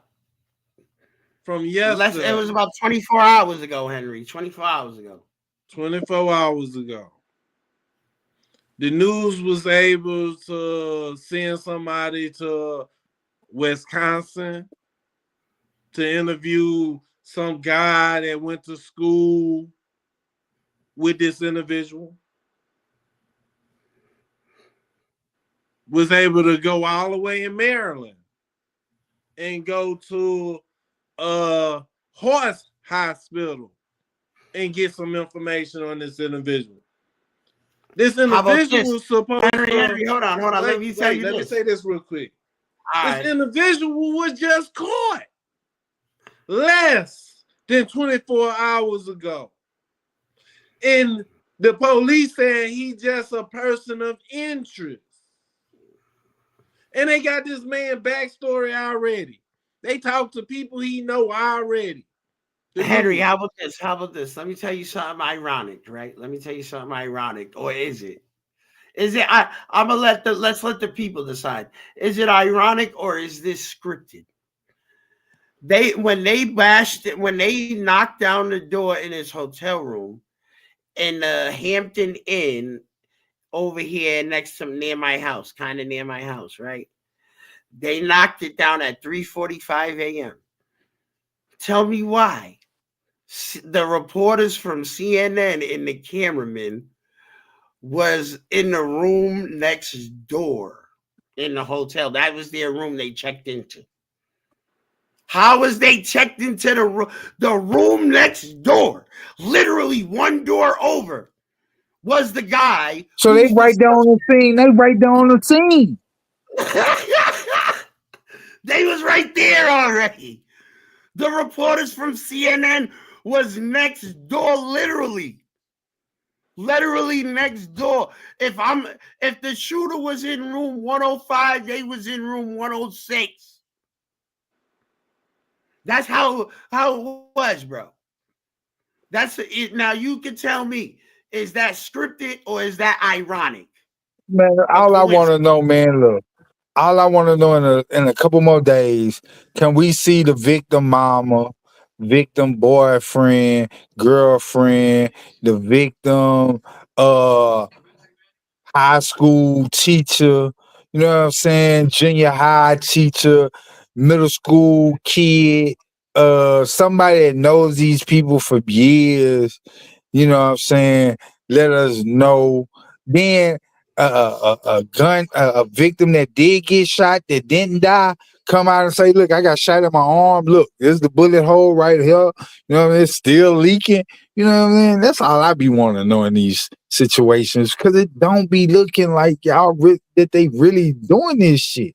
Like, I'm not saying, you know what I'm saying, I don't want to be like another Alex Jones. I don't want to be another Alex Jones, but I'm just like, it don't be adding up. The story just don't add up. You know why it's not gonna happen? It's not gonna happen. Just like it didn't happen with the National Guard incident, right? Because these are military operatives, so everybody involved is gonna be forced to sign an NDA, non-disclosure agreement, because it's military classified information, because this man is a special operator. That means that technically, that's why they're calling him a suspect, because technically the police don't have no jurisdiction. If he's an active duty operator, he got to go to the tribunal. And then if he worked for Israel, he got immunity. If he worked for Israel, he got immunity. And we already know, and we already know that's 100% the case, because the military and the National Guard was set to execute on it. If it was a regular person, a civilian, they would have never sent the military operators. They wouldn't have sent no military operators for a regular shooter. They knew in advance that this was a special operator. They knew this is a pre-planned, it seems like politically motivated circumstance. I'm not going to say too much because I'm not trying to become a target, but at the same time, I'm going to say just enough to let people know that these type of things can't be a coincidence. It's not mathematically possible.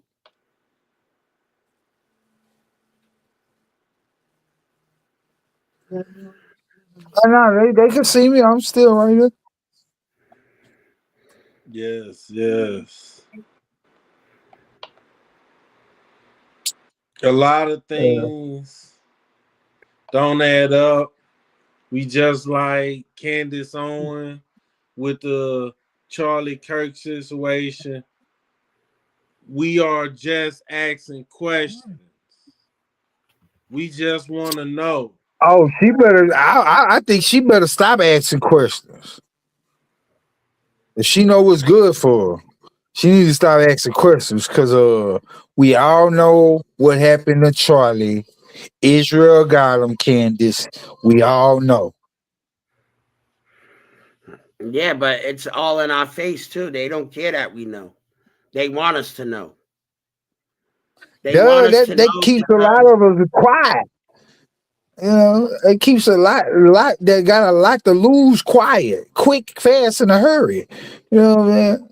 Yeah, but see, that's the thing. It depends on what your source of knowledge is in the information, because if that's the case, you got to know what, like myself, I'm not afraid because they can't come for me in those type of capacities because I'm not attacking them based on political status. I'm attacking them based on what they're claiming to be. They're claiming to be the descendants in the Bible of the chosen people of Israel. And my only thing is, I don't care what you do in your life or with your person, but you're not going to try to fabricate information and then try to claim to be a people who you're not. That part about it is the part about it that I got the problem with. I don't got a problem with them doing whatever they want to do with their lives. Everybody got the right to do what they want to do with their lives. If they want to be doing these satanic rituals and bombing children and all that, that's on them. It has nothing to do with me. I didn't decide for that. I don't vote for that. I don't vote. I stay out of that because it's not my business to be in. My business is personal. I'm self-determined. So that means the only people I care about is the people who care about me. I don't see no senators coming to help me. I don't see no committee people, no one coming to my aid. None of these political people coming to my aid. And I could have used some political aid a couple of months ago. You know what I'm saying? And it's not, and I'm not trying to be sounding heartless or cold. Because I believe in humanity. I'm humane. I don't feel like they should be killing children and all that. But it's not my decision what people do with their lives, what they choose to do, right? That's outside of my capability of a human being. I'm not trying to be in charge of your life. I can just give you advice. I can tell you what's right and from wrong. From there, it's up to you. I'm not enforcing.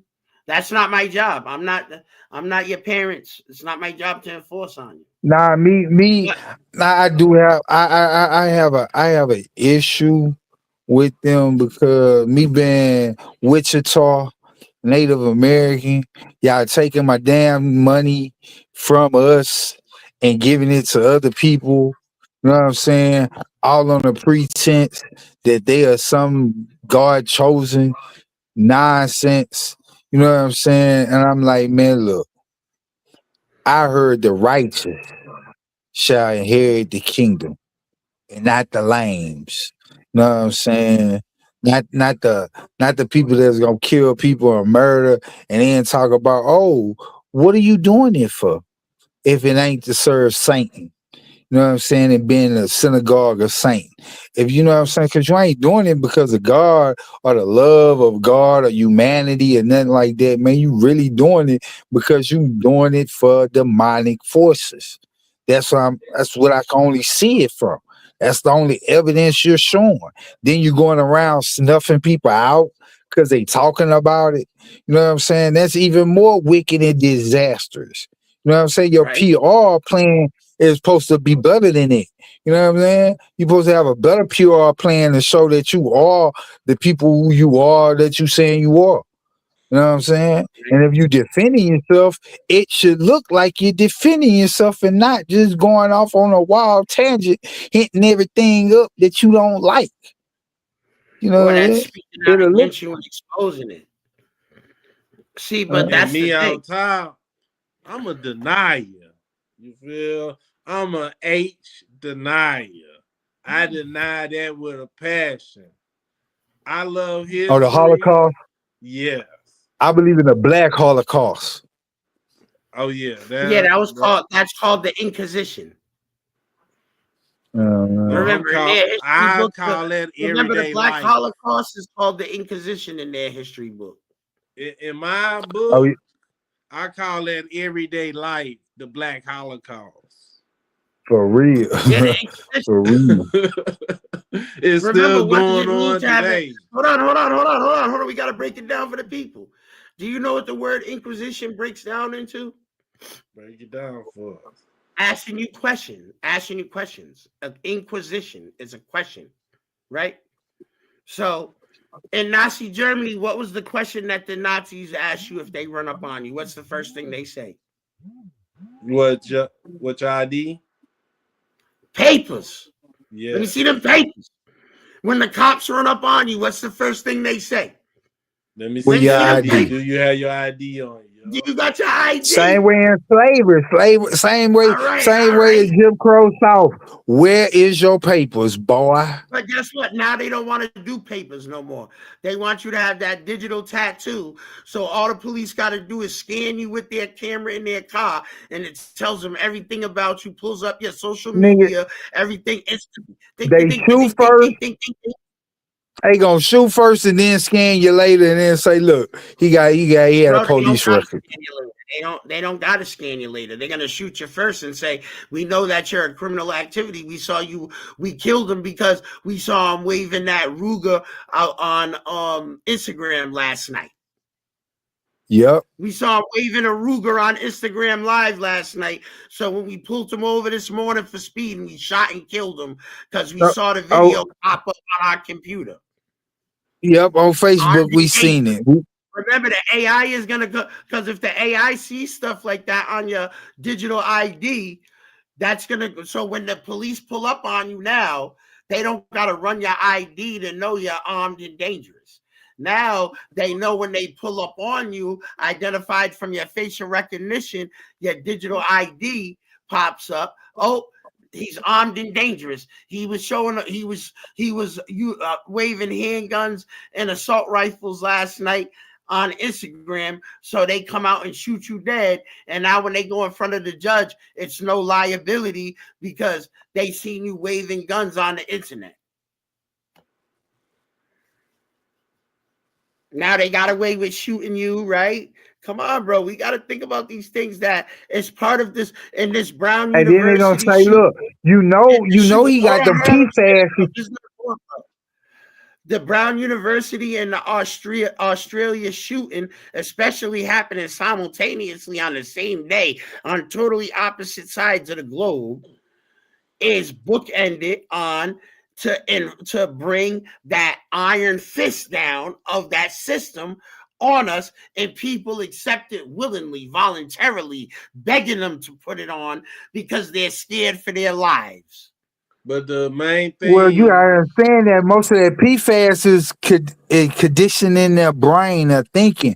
So you know what I'm saying, with the PFAS in their brain eating their shit up, they can't think right. They're gonna go and ask for anything.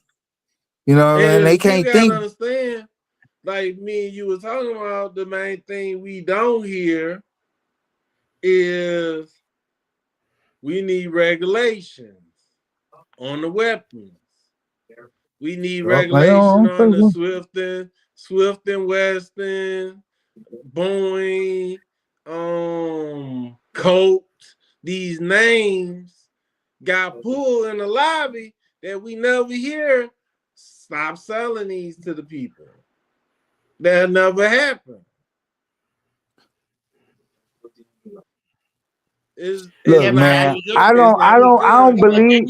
Look, I believe in the right to bear arms, right? But I don't believe that you should have a whole arsenal. You know what I'm saying? I believe in the right to bear arms. I believe you have the right to defend yourself in your castle against unwanted intruders and the tyranny of the government. I believe that. You know what I'm saying? I believe you have the right to bear arms. I also believe you can make your own arms. So it does nothing stopping you from making your own arms.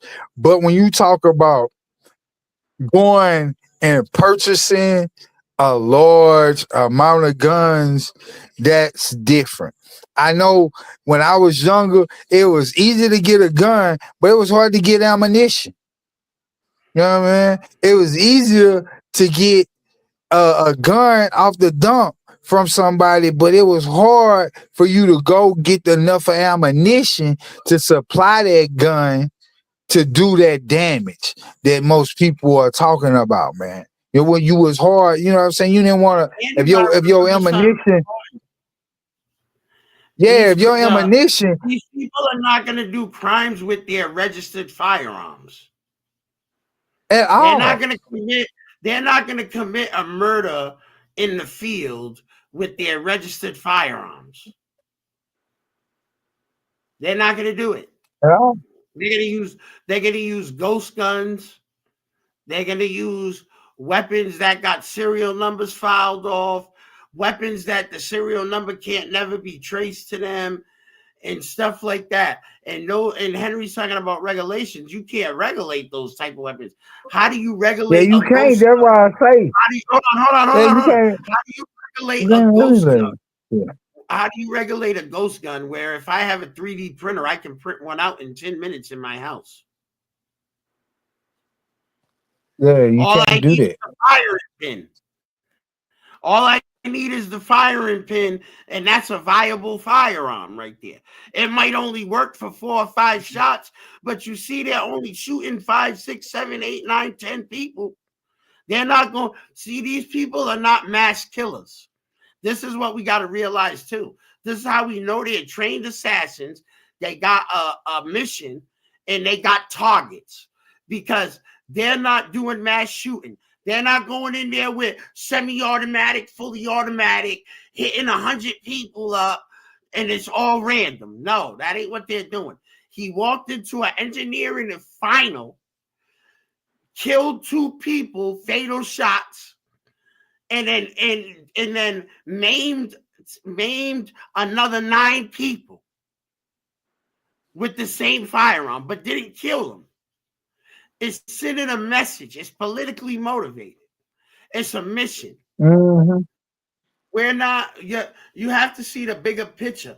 They're trying to close the cage on us so we got less freedom and less ability to speak out, less ability to resist, less ability to debate, less ability to bring up alternative impact, alternative and contrary points to the way they want us to operate inside the trends. That's why if you notice in these platforms, they're always hitting you with some crazy shit as soon as you open the platform. Facebook, Instagram, X. The first thing you see is always some extreme shit. As soon as you open it, the first thing you see, it's your first time opening the app all day. The first thing they show you is something extreme violence, some extreme psychological impact, or some type of extreme trauma. They're trying to traumatize you into compliance. Yeah, mentally, psychologically abuse you. You know what I'm saying? So you could be traumatized. So it'd be easy to slip in. So they'd be easily to slip in some suggestive programming in your ass. You know what I'm saying? That your brain ain't really functioning to its full capacity because you still traumatized. They done slipped in a message on you. They done slipped in something decoded on you. On one of our other shows, it's like you got like, so let's get into this real quick, right? You got Zionism with the converts, right? And then like Henry brought up, which is a key point. In the Hebrew Israelite community, you got black Zionists too. They got that two different peoples with the same end game goal. You see what I'm saying? With the same realization. What it really is, we're supposed to be humanity, right? We're supposed to understand our differences. Our differences is what makes us special and makes us compatible with people who's not like us, right? So we have things correct. So we have correct. things in common, right? So Yep. now we have things of interest, things in common. Now these people is trying to force people into a narrow field of vision. You got to think about it. How hard is it for you to see danger if your eyes is covered like this, like the horse, right? Instead, when your eyes is like this, you can see everything all the way out here. You can see everything. They don't want you to see everything. If they can, they want you to only see this right here. Oh, it's only one way. You know how they say? Come on, bro. The people in this society. You can only drink Coke. One way I is drink. it's the way, it's the truth, and it's the light. Like, you know what I'm saying? Hey, what do you like? McDonald's or Burger King? Da, da, da, da, da. Come on, bro. Strawberry, chocolate, or vanilla ice cream. What football team do you like? What basketball team do you like? What color do you like? They're narrowing your field of vision when they make you get specific. When they get you in them preferences, right? That's like the LGBT, transgenderism, transhumanism. Those is all choices, right? And that's to narrow your field of vision.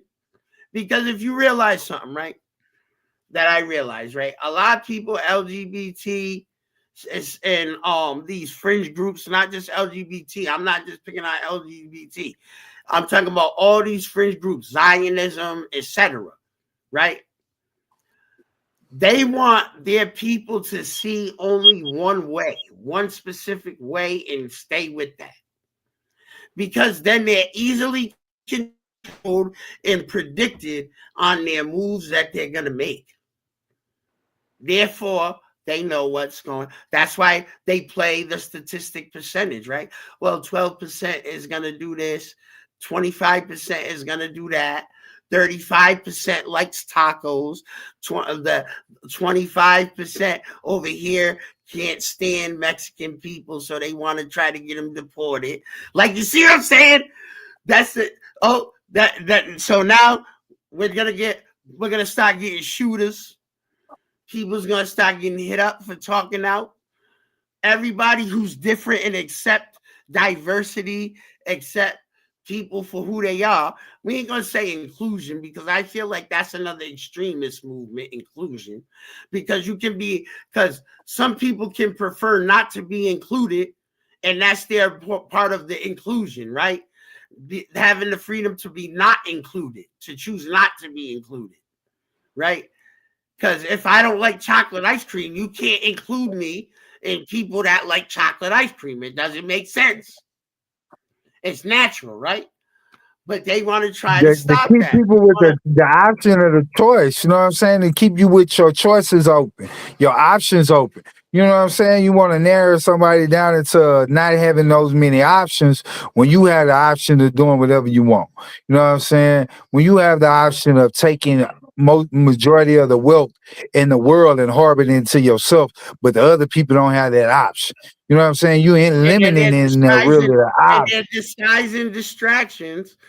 they're disguising distractions as preferential choices, like LGBT, football teams, basketball rivalries, the Olympics, the FIFA World Cup, the Gaza Palestinians in the Israel thing, the Ukraine against Russia. They got black people in America, got us in the street life, and then got people judging regular black people who ain't doing that the same way, like we're those people too. And then you got people who's in other communities getting assumed on because they're Asian descent there with the Chinese government, etc. You know what I'm saying? Causing suspicions. People start snitching. Hey man, I saw these people, them Chinese people over there down the block. I think they was waving the China flag, knowing they never seen these people wave a China flag ever. Now they got them under investigation of the United States government for spying and all type of crazy work, right? And they do that to everybody, right? Oh, they're calling on you. You're just chilling out at your house, outside your house. They're calling the police on you saying, yeah, I think he's selling drugs over there. And you're sitting on your porch. And all of a sudden the police is rolling up on you talking about, hey, what you doing out here today? Well, I can't sit on my porch anymore. When did that get illegal? Oh, we got a phone call. We need to see your ID. No, you don't. I'm on my property. Hey, in some neighborhoods, I know that's illegal if you're a black man. It's not illegal. It's just that you got to go with the flow. No, Remember, this is the no, key. you need to be listen to me. It's illegal. Take your ass inside. You know what I mean? If the po-pos roll up on you. Hold on. And that's what I was going to say. If you get jammed up by these people like that, always assert your rights, but always cooperate with their enforcement aspect. Meaning, if they're coercing you and they're threatening you with force, you comply. But under duress, they're complying under duress, meaning they're threatening your life. They're threatening your life. That's the only reason why you went along with it, and which becomes coercion and kidnapping. So before you now, that's why you got to be able to. And these are things that you can't go. Hold on, let me say this here because this is important for everybody who looks like us to hear this. You cannot negotiate anything with the police. You can only do it with the judge. Remember that. So if they want to put you in custody, then you have to let them and then go fight your case with the judge, the one who can let you free. The one who's not enforcing, he's letting you free. He's the judge. Well, fellas, man, it's that time for me. Man or woman, and you can be free. Well, look, y'all, it's that time for me. I got to salute y'all, man. It's been a good show, man. I love it, man. Everything about it. Man, stay on y'all purpose, man. I appreciate the show. It's always eye-hitting and it's always interesting to see both of y'all points of views and seeing where y'all coming from. And I say y'all dead on the money, man. I appreciate everything, man. And I'm out of here tonight, man. God bless y'all. Have a wonderful evening. And I love y'all, brothers, man. Keep the good work up, man. Okay. You already know. So let's back to the first topic, and we're gonna end the show after we dissect the last portion. The U.S. Environmental Protection Agency, EPA, has just greenlit a new pesticide containing PFAS, a decision that has sent shockwaves through the scientific community.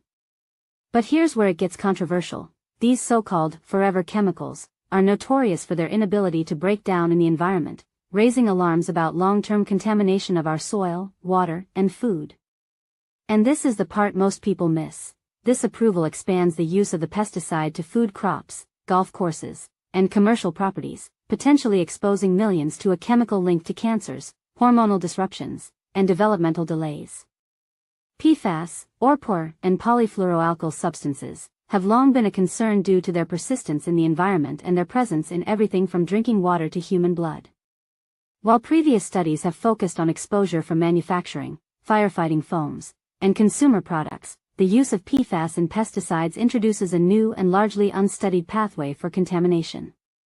The worry is that this is irreversible, said Nathan Donnelly, Environmental Health Science Director at the Center for Biological Diversity. Whatever we put into our environment today will be lurking around forever. Here's the kicker, The EPA's approval documents claim no human health risks of concern when used as directed, a conclusion that many experts fiercely dispute.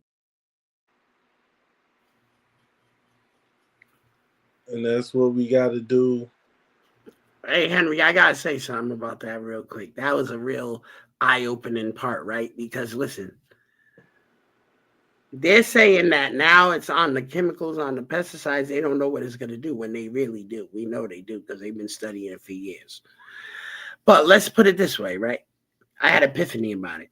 What if this is part of the agenda? Because like Bill Gates said, population control.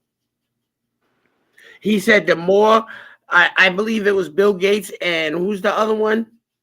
The other guy, Kissinger. I forgot what his name is. Huh? Henry Kissinger. Yeah, remember he said that the lower populated countries, the lower populated countries are the more advanced countries, even if they're not technically advanced, because they have enough people that it's the balance with nature itself and the human population is a balance.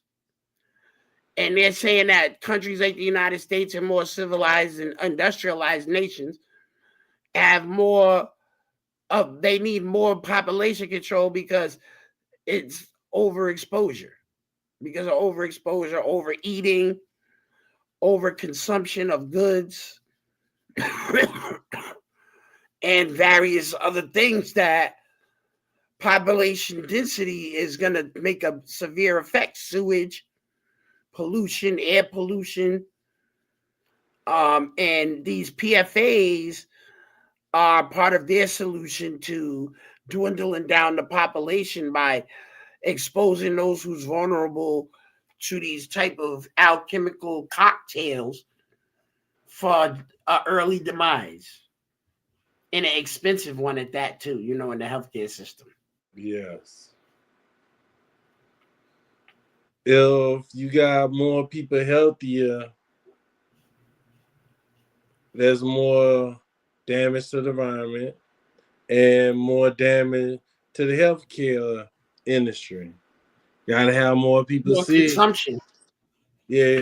So the doctors and the nurses to get paid, the pharmaceutical companies to get paid. And we already know a lot of pharmaceuticals is made out of petroleum-based product. So in the oil industry.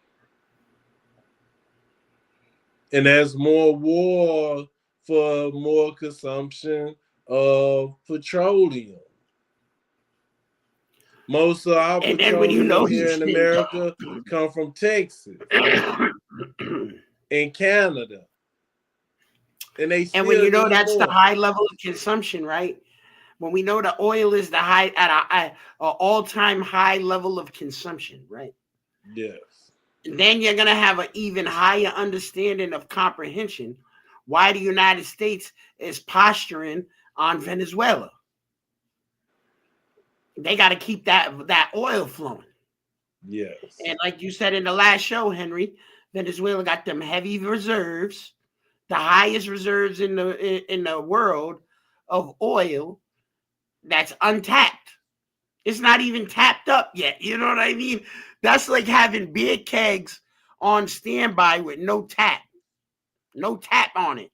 Nobody's popped it open. Nobody took a beer out of it. It's brand new. Them kegs is still brand new, full of beer. How many house parties we gonna have with those joints? How many cookouts? You know what I'm saying? People gotta think about this, right? How many people could you invite to a cookout if you got a whole keg? A whole keg of beer. Everybody's coming to your crib. Yes. Think about that, Henry. And then let alone if you got 4 kegs. What about 15 kegs? 100 kegs? And now instead of it being beer, that's barrels of oil. We needed to produce car oil and engine oil. We got to produce plastic action figures for the kids. Fertilizer. They want to play fertilizers for the plants, and then the PFAS for the plants. Asphalt for the roads. Rock salt. And we already know every other week or every other month, they're working on the same road. The same roads. You feel it got a pothole here. A pipe might have frozen over underneath the road, so they gotta break the road up to get to the pipe and cover up the pipe and fix the road again. Hey, and you notice they always do that. Like they keep fixing up these main roads. They never fix up the roads that are busted up. Yeah. The ones that are really they need to pave that over. And then they be using excuses. No, the gas line blew. Oh, the gas blew up over here. We got to cut it open, the street, and put a new pipe down there. No, they did that so they could pave that street again without having to go pave a street that needs to be paved. Yeah. Oh, now we had to use that money because the gas company had a gas leak under there. We had to cut it open and put a new pipe down there, and then we had to put the pavement back. Yes, yes. So is that countdown time? It's time for us to get out of here because people got work and bills to pay. I can mainly say this. I would like to thank each and every one of y'all for watching. If you here to the end, the code is 3371 for the merchandise, $5 off. You know who I'm talking to. Hit me up. And also, we got to know this. The channel is at 1,600. We is moving on up. 4 more hundred. 4 more 100. 400. We will be sitting at 2,000 subscribers. We is growing. We the fastest growing channel. Enjoy the shorts. Enjoy the live. Enjoy the uploads. We here. We coming with entertainment. We coming up with history. We coming up with questions. We coming up with science. Everything that we need to touch on, we will never end the work and service. This is the Newsroom, Newsroom 16.1. Thank you all for tuning in. Shin, you got something to say before we go? Yes, I do. You know, positive vibes brings positive results. Positive results means you're accomplishing your goals. Just because you're going through a negative circumstance doesn't mean you can't have a positive outcome. So make sure everybody knows. I want y'all to know specifically. I appreciate y'all, you know, all the subscribers, all the viewers, all the people who put likes up. And we are accelerating towards greatness together, you know, with informing the people. And we just want you to take care of yourselves and be well-informed individuals so you can make the best possible choices to get your desired reality's outcome. You know what I'm saying? So with that being said, let's get it done. Good night. Peace. Good night. Good night.